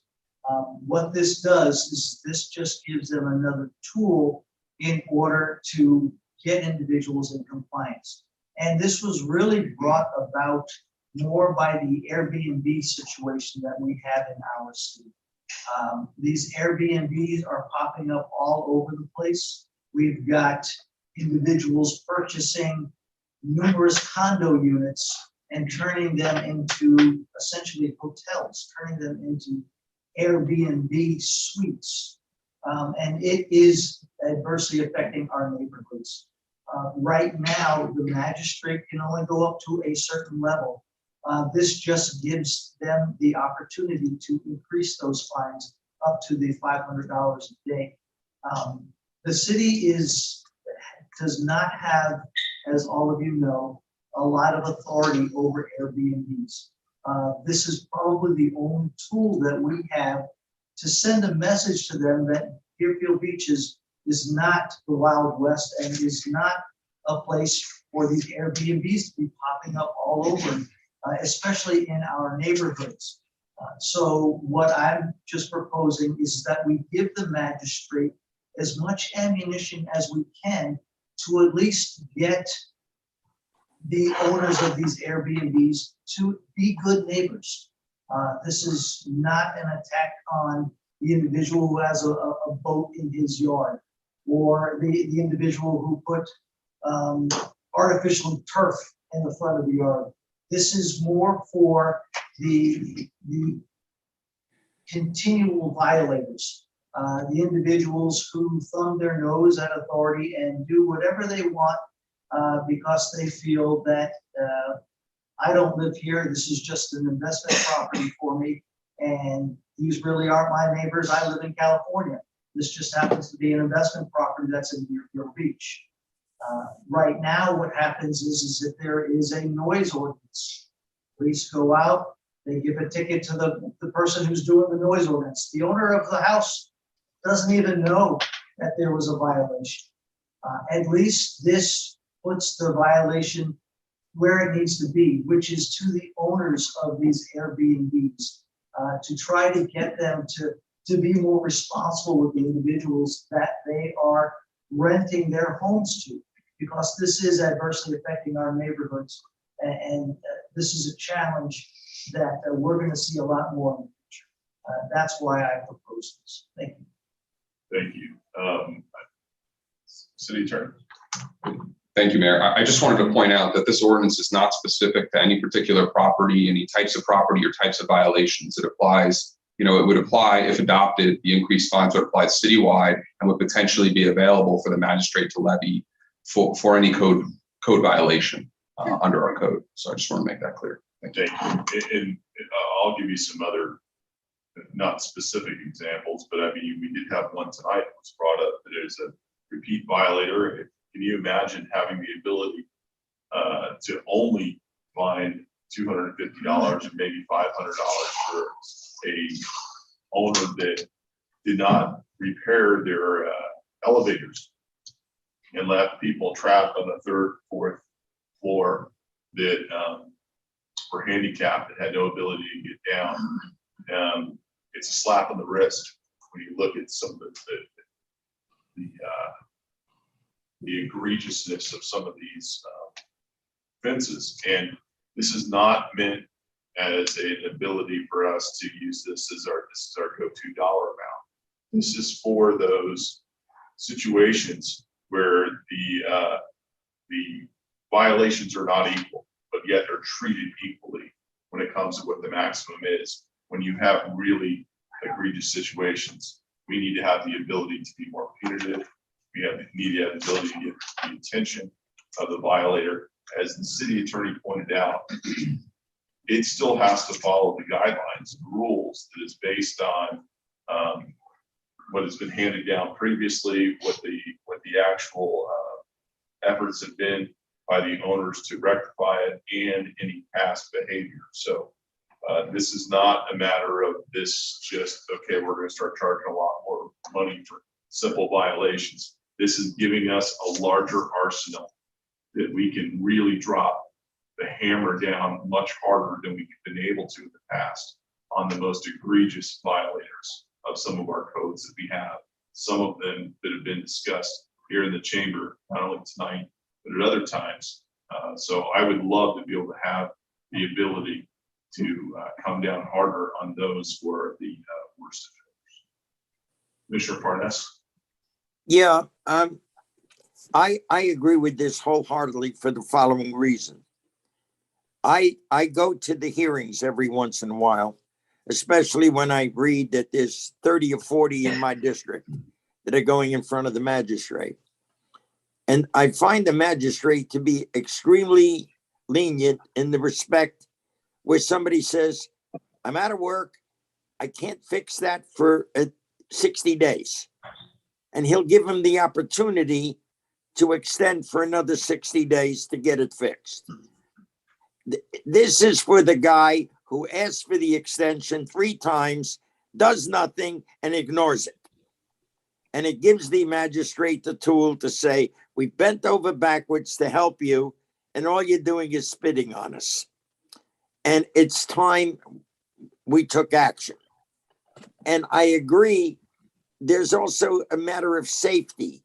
There are some violations where buildings, how can I put it, ignore safety regulations.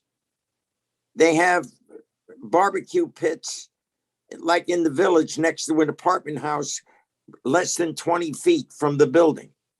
And they get a ticket and they ignore it.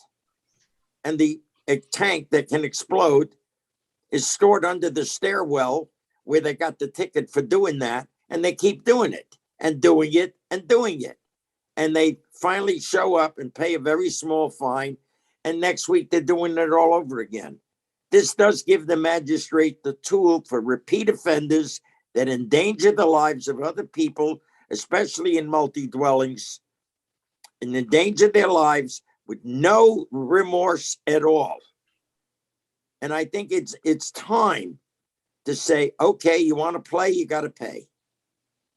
We've given you every opportunity to come into compliance. You thumb your nose at us. Then, okay, pay the price. You know, it's the old expression, can't do the time, don't do the crime. So I think this is an important thing, a tool to give the city to bring people into compliance with the law. And why is it there? Safety of the residents of the building. And I'm keen on having buildings safe. Thank you. Thank you very much. Commissioner Preston? Thank you, Mayor. I think it's important for anyone who is listening or anyone that might be in the chambers that they really understand what this is all about. there was a word that was used earlier, and that word was egregious. And so that along with what's already been said, not to be redundant, but there has to come a time where those that are egregious in violations, there is some leverage for the magistrate to be able to deal with that.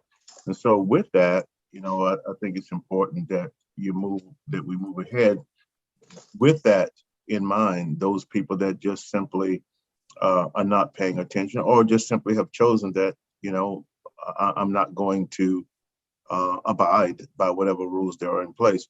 But make no mistake about it, this is not targeting any one group as much as it is bringing actually a balance to anyone who may be in violation. So that's important to understand.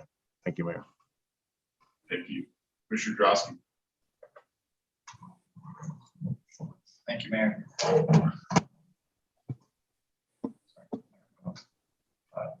I am in favor of this as well, but I do have a concern. This is intended towards the Airbnbs, but it's not written that way. I mean, this applies across the board to any code violation that we have. So you don't cut your grass, you could be socked with $1,000 a day, potentially, and that would, I think, be kind of an extreme circumstance. I know we're trying to target a specific area, but this could be applied to any situation that comes before the magistrate. And I have a concern with that, because that would hurt the resident, you know, who is trying to comply potentially, as opposed to these Airbnbs that have no intention of complying. I do have a solution though, because in section 2B, it lists some of the factors that the magistrate shall consider when instituting these fines. And perhaps city attorney, before second reading, we can add to this list here that the magistrate should consider, because we have number one, the gravity of the violation, which goes into the seriousness of it. I'm okay with that. Number two, the actions taken by the violator to correct the violation, which in the Airbnb situation will probably be none. And then three, any previous violations committed by the violator. So I think one, we need to be, you know, who is the violator? You know, is the violator the tenant? Because the tenant will never comply, or the person renting will never comply. If the violator is a property owner, then perhaps we need to tweak the procedure and make that, find out who is, kind of tailor more who we're targeting. The violator is the person renting the Airbnb, then this isn't worth the paper that it's written on. But if you're going after the property owner, then we're getting somewhere. And also in section B, why don't we put in a criteria, whether the violator is the property owner? And I think that's kind of honing in and getting where this is intended to go is, is the property, if the violator is the property owner, then I think that gives the magistrate more leeway to go to the maximum fine than not. And I think that might alleviate some of my concerns if we beef up section B and the criteria that the magistrate considers, so that this doesn't, inadvertently get applied to kind of a run-of-the-mill code situation, which in a vacuum, this could. I'm sorry, go ahead. No, I'm done. Before I let the city attorney comment, I'm going to say this, I wholeheartedly disagree with that. And I'm going to use the analogy. The intent is, and we know the magistrate's ruling, well, yes, they have the ability, they can do the maximum at any time. There's sometimes it's $25 a day, which is what the magistrate might do, and the maximum is capped where it's at. But I don't think we have a lot of situations in which a simple, you haven't mowed your grass, is given the maximum $250 fine. That just doesn't occur. That the frequency of that happening is no different if the cap's where it's at now to where it's going to be in the future. If it's raised, that's not what they go to. But I'll give you an example. So let's say it's a fence. Someone hasn't maintained their fence. That means it's, you have a couple of loose boards. It's still, you still don't have access to the backyard, but it might be in somewhat disrepair and it gets a code violation. That is very different than having it fenced in which the gate is no longer attached and you have a pool in the backyard. These are types of cases we've seen when you and I used to serve in the old code enforcement board many years ago. It's too many years than what we're actually of age to be thinking that that was that long ago. But the maximum was never, it should be held for, you have circumstances like that. Somebody who doesn't mow their lawn for, 2 weeks or 30 days, whatever it might be a $25 a day fine. But someone who does that, who has a tremendous safety issue, we should have the ability to drop $500 on top of their head.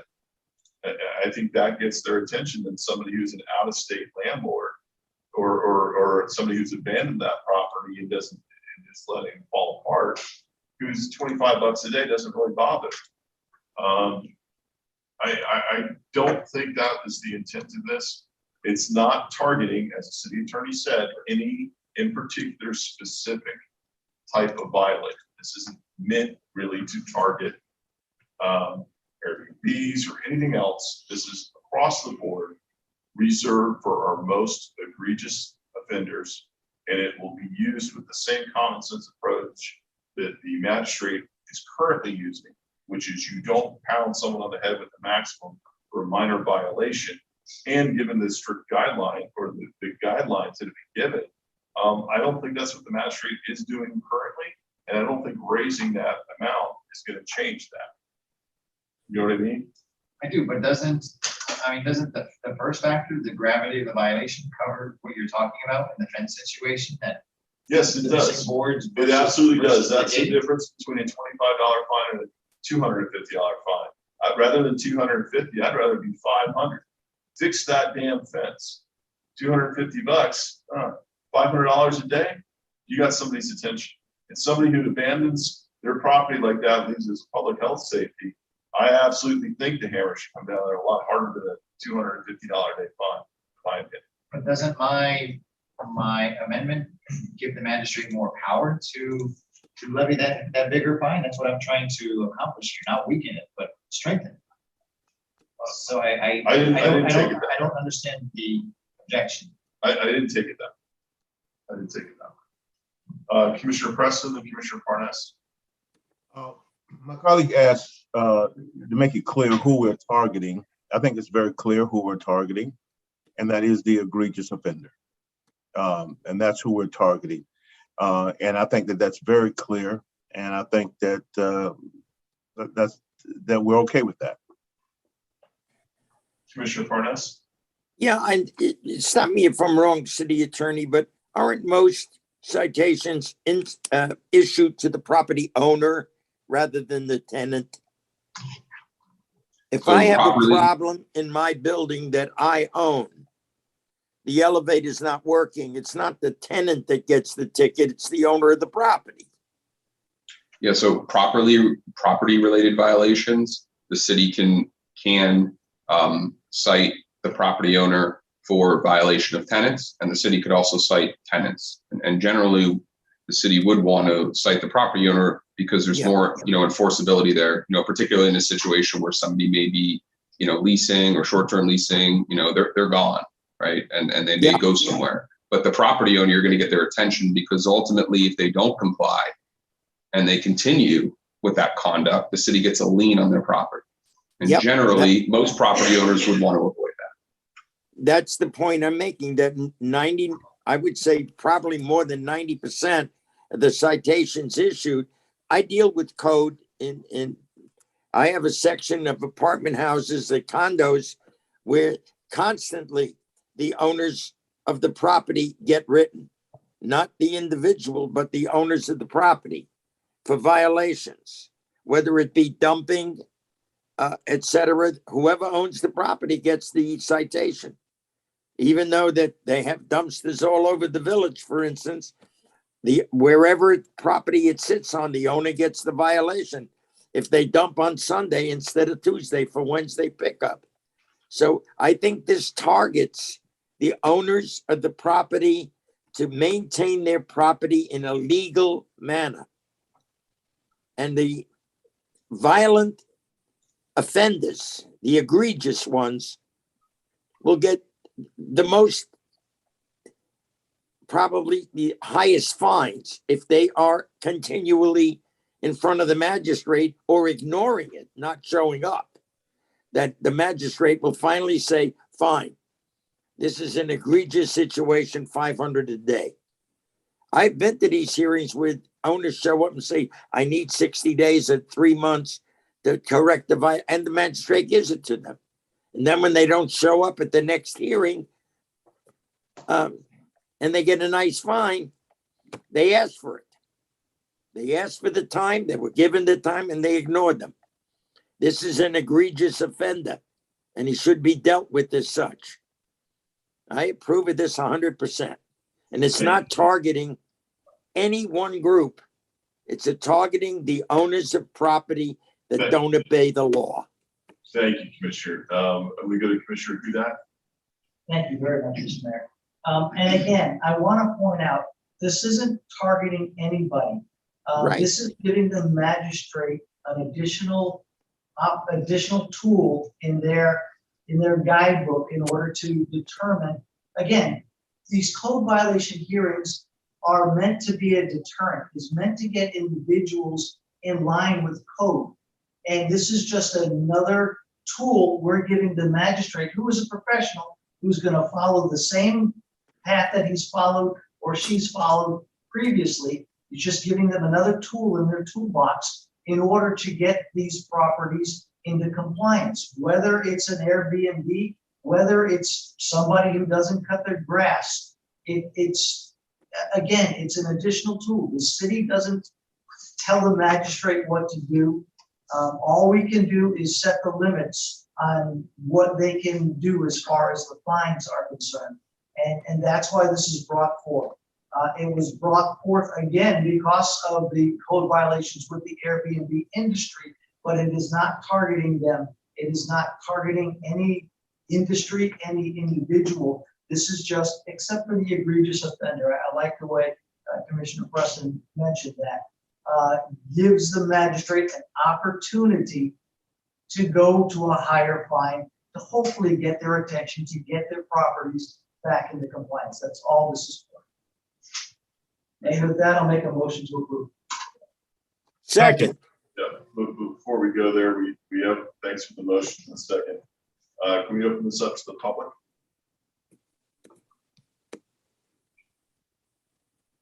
Tired of everything else. And close it to the public then. I'll make my motion. We already have a I'll motion. second it again. We have a motion and a second. Motion by Vice Mayor, seconded by Commissioner Parnas. All in favor, say aye. Aye. Aye. Those opposed? Okay. Okay, item number 11 is discussion and potential action regarding city charter term limit restrictions for consecutive service as commissioner and then as mayor. So I'm going to take this one. You recall at our last commission meeting in discussing the potential ballot question for adding an additional term for the term limits, that the issue was raised about a potential loophole with respect to an individual who would serve as a commissioner consecutively for 8 years, immediately followed by the mayor consecutively 8 years. And the concern that was raised was a potential loophole about that same individual being able to then immediately run for commissioner. And, I was directed to look into it, potentially create a ballot question with respect to closing that potential loophole. So since that meeting, I had the opportunity to speak with the mayor a little bit more about his concern. I had the opportunity to review the charter provision again and really take a hard look at it. And what I'm here to tell you today is it's my opinion that somebody in that circumstance currently with our existing charter language would not be able to immediately run for commissioner right after 8 years of consecutive service as commissioner and 8 years as consecutive service as mayor. And I'll try to keep the basis for my opinion relatively simple, but I asked the clerk's office to put the specific charter provision before you so you can see what I'm seeing and understand the basis for my opinion. So you see there in the first sentence that I bolded, and that emphasis is mine, It says no person may appear on the ballot for re-election to the Deerfield Beach City Commission. And I want to stop there because it says as defined in section 3.01.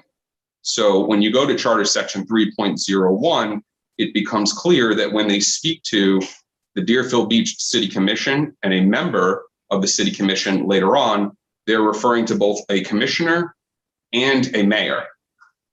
So no person may appear on the ballot for re-election to Deerfield Beach City Commission. I'm going to put in there either as mayor or commissioner if by the end of their current term of office, the person would have served as a member of the Deerfield Beach City Commission for 8 consecutive years. So I'm going to stop there because, again, member of the city commission could also potentially be the mayor.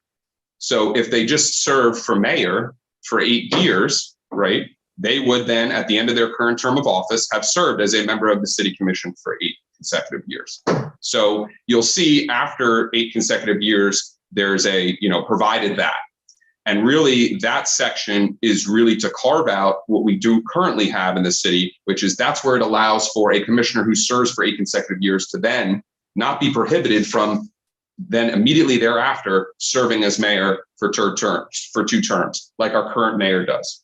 So I just wanted to bring it to your attention since you gave me that prior direction. Still, if you see if the commission still feels that way after hearing my opinion, because, I do have a little bit of a concern about putting a ballot question on to potentially even clarify it further. And somebody could always argue the language could be a little clearer, and that's fair, because if the electors vote no, for example, which would suggest that they don't care about a restriction going there, my opinion is still going to be the same because the language hasn't changed. So I just wanted to point that out to you, get your thoughts on it, and see if this is something you still want to pursue or not.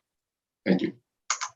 I thank you for the clarification on it, because I think that's something that historically everybody has said it is allowed to do.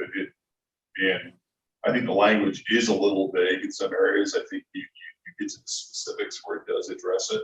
I don't know if the language is tight to not be challenged by anybody in the future, but whatever it is, if that's what your opinion is, you don't think it's something that anybody can challenge, because I don't think it should be. I don't think it should be allowed. I think that loophole should be closed. I don't think I should have the ability when I'm done with this term to turn around and run for district board commissioner or wherever else. I think that's right. So whether I move with 1 or 2 or 3, I shouldn't be allowed to run for those commission seats either.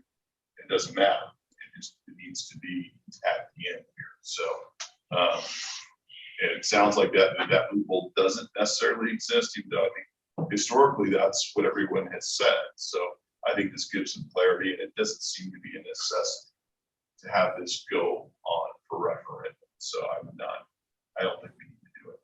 Okay, thank you. And I would also, like to point out, because of the significance of this, first of all, I can't tell you that nobody could ever challenge it, right? Theoretically, if somebody got in that position and then got prevented, somebody can always file a lawsuit if they can pay the filing fee.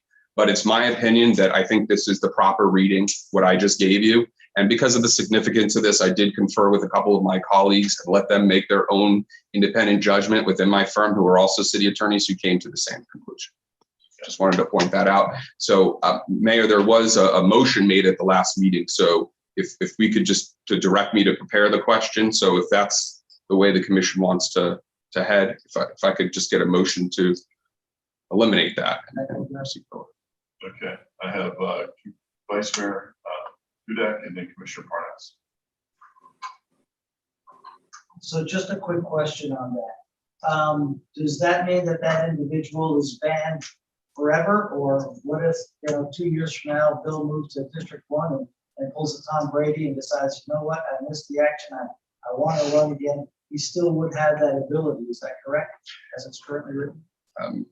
Mr. Vice Mayor, you are correct. It does not prohibit somebody from taking a break and then coming back. It speaks to consecutive service in our charter.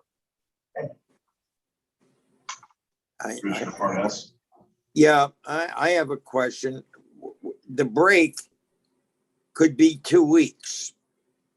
In the fact that, let's take my position. Okay, I've done my 2 terms.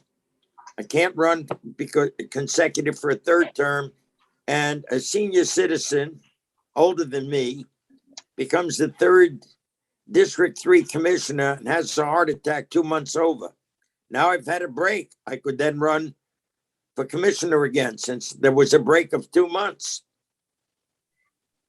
It's not consecutive. I didn't run for a 3rd term. But the way I read this, I could then run for a 3rd term, even though I've only been out of office 2 months.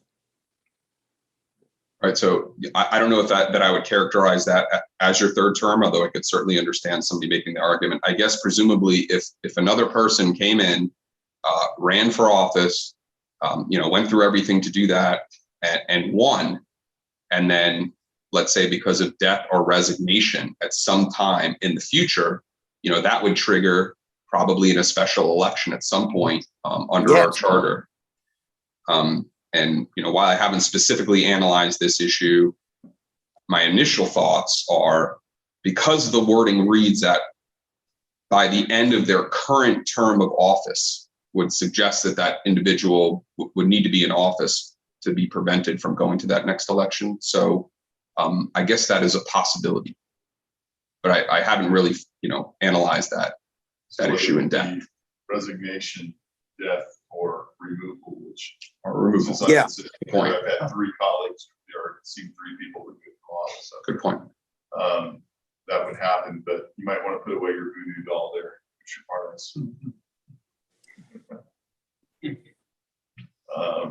but if it's the board, if the board's okay with this, and Vice Mayor, I know you want to weigh in too, but I would like to see this rescinded. Correct, Vice Mayor? No, Okay. Do we need a motion for that? I think you made a motion previously, so I would just suggest motion to rescind the direction to the city attorney to prepare that additional ballot question. Yeah. I'll make that motion. Second. And before we do, Mayor, I don't know if you want to open it up to the public since we are Yes, taking action. Thank you. Anyone from the public care to comment on this item? Yes. Pardon? Sure.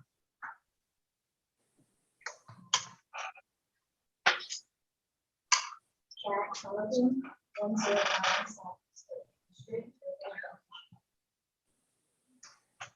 This report has suggestions and rationale for extending the term of the officials' basis and without merit.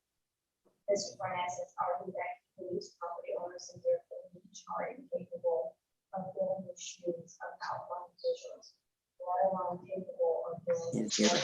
I'm going to pause you for one moment. Is this letter pertaining to this particular item? That seems to be the argument, seems to be more about. It doesn't sound like it sounds like more of a general public comment about the previous agenda item that was on the prior meeting. Should it be read at this meeting or should it wait till the next one?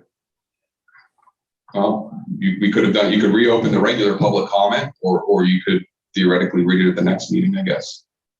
I don't know I forgot what this specific request was from the individual as to when to read it or what item it should be attached to.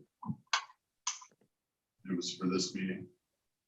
Well, if they were standing here in person, I would tell them that they need to stick to the subject matter that's being discussed and not something another day.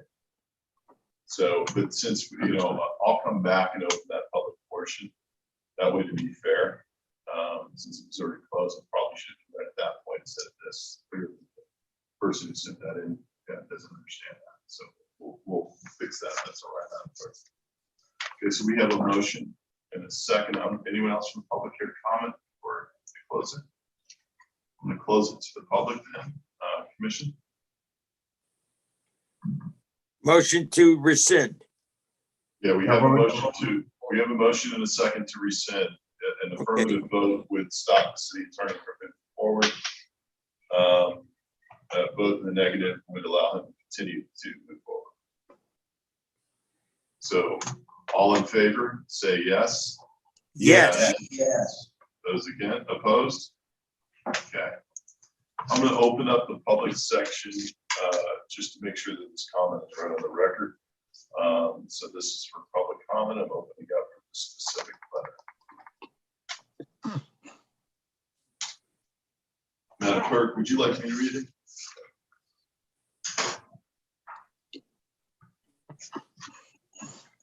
Okay.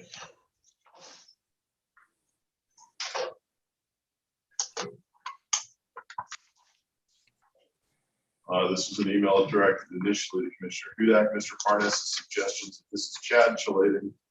Mr. Parnas' suggestions and rationale for extending the term limits of elected officials are baseless and without merit. Mr. Parnas has argued that he believes property owners in Deerfield Beach are incapable of filling the shoes of outgoing officials, let alone capable of doing a better job than outgoing officials.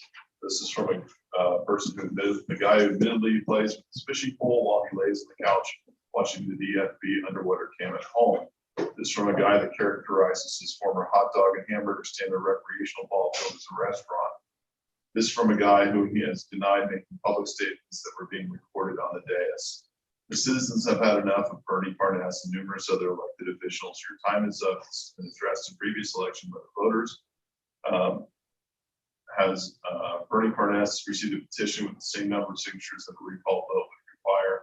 He'll get the signatures and holding special election to change the charter may be warranted. Until then, please do not waste $35,000 plus because Bernie Parnas thinks the voting public is too stupid to take out over from those who have turned down. No special election without the same number of signatures required for a recall ballot.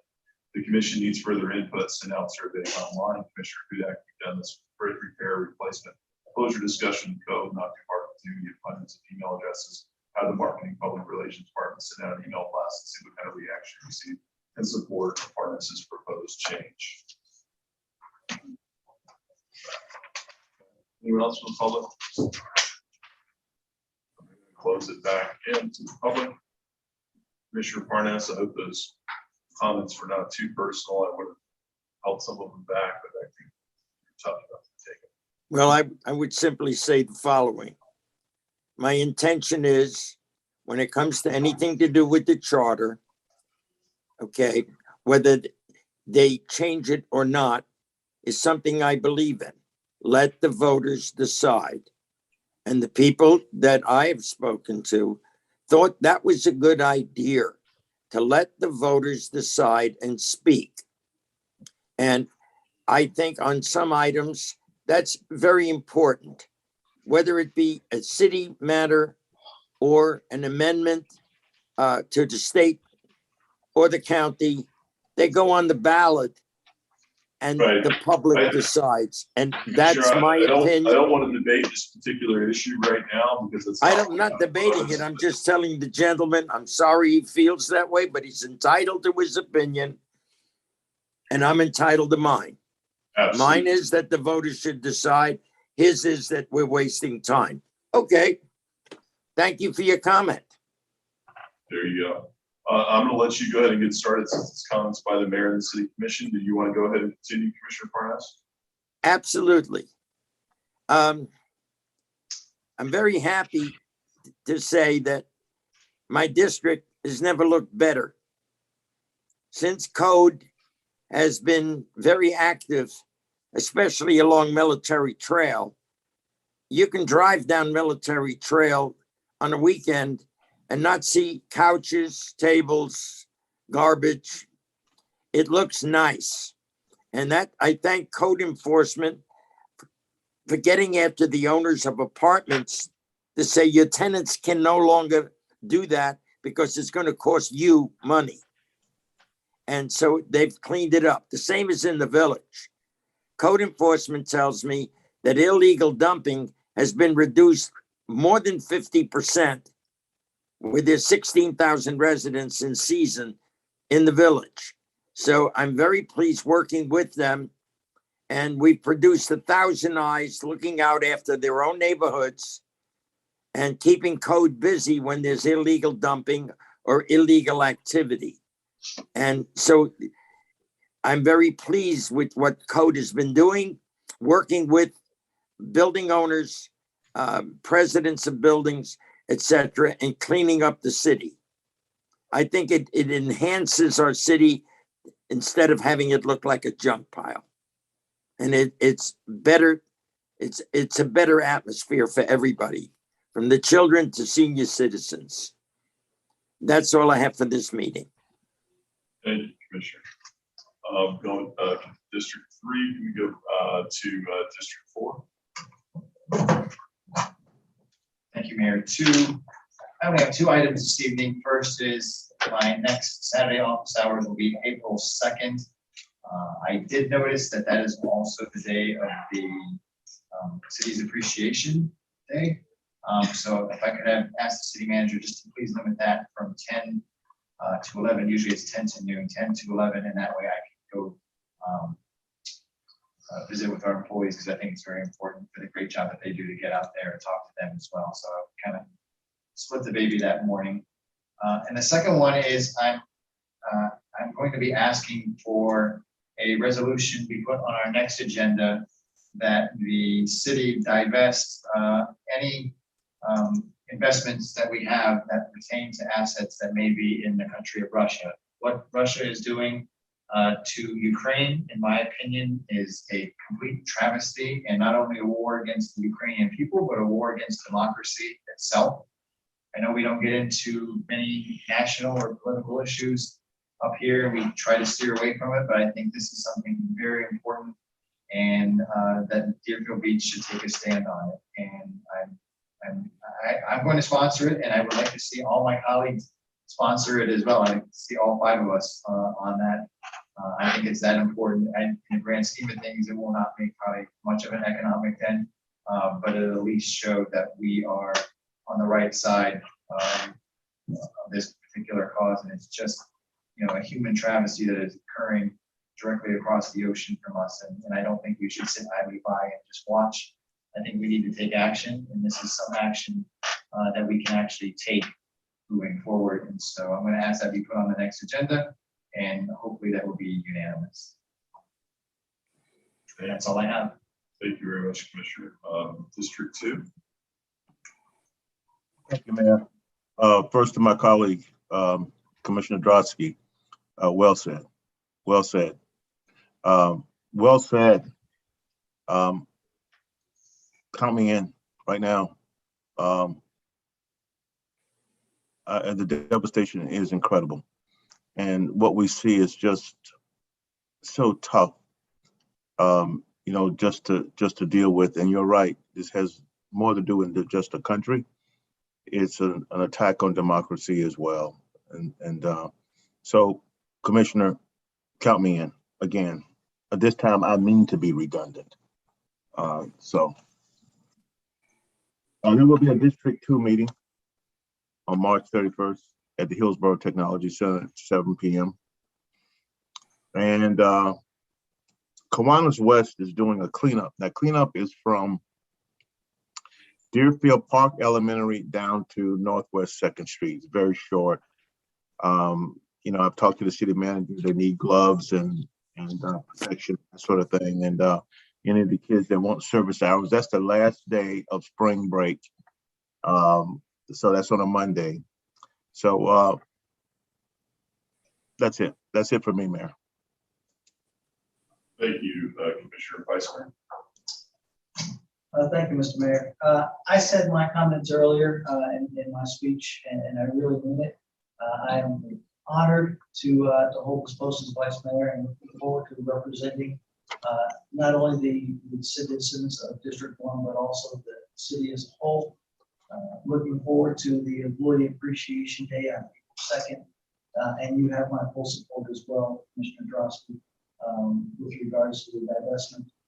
What's happening over in Ukraine is extremely sad, and I feel for those individuals who for 31 years lived in their own country, and then having to see it being devastated the way it is.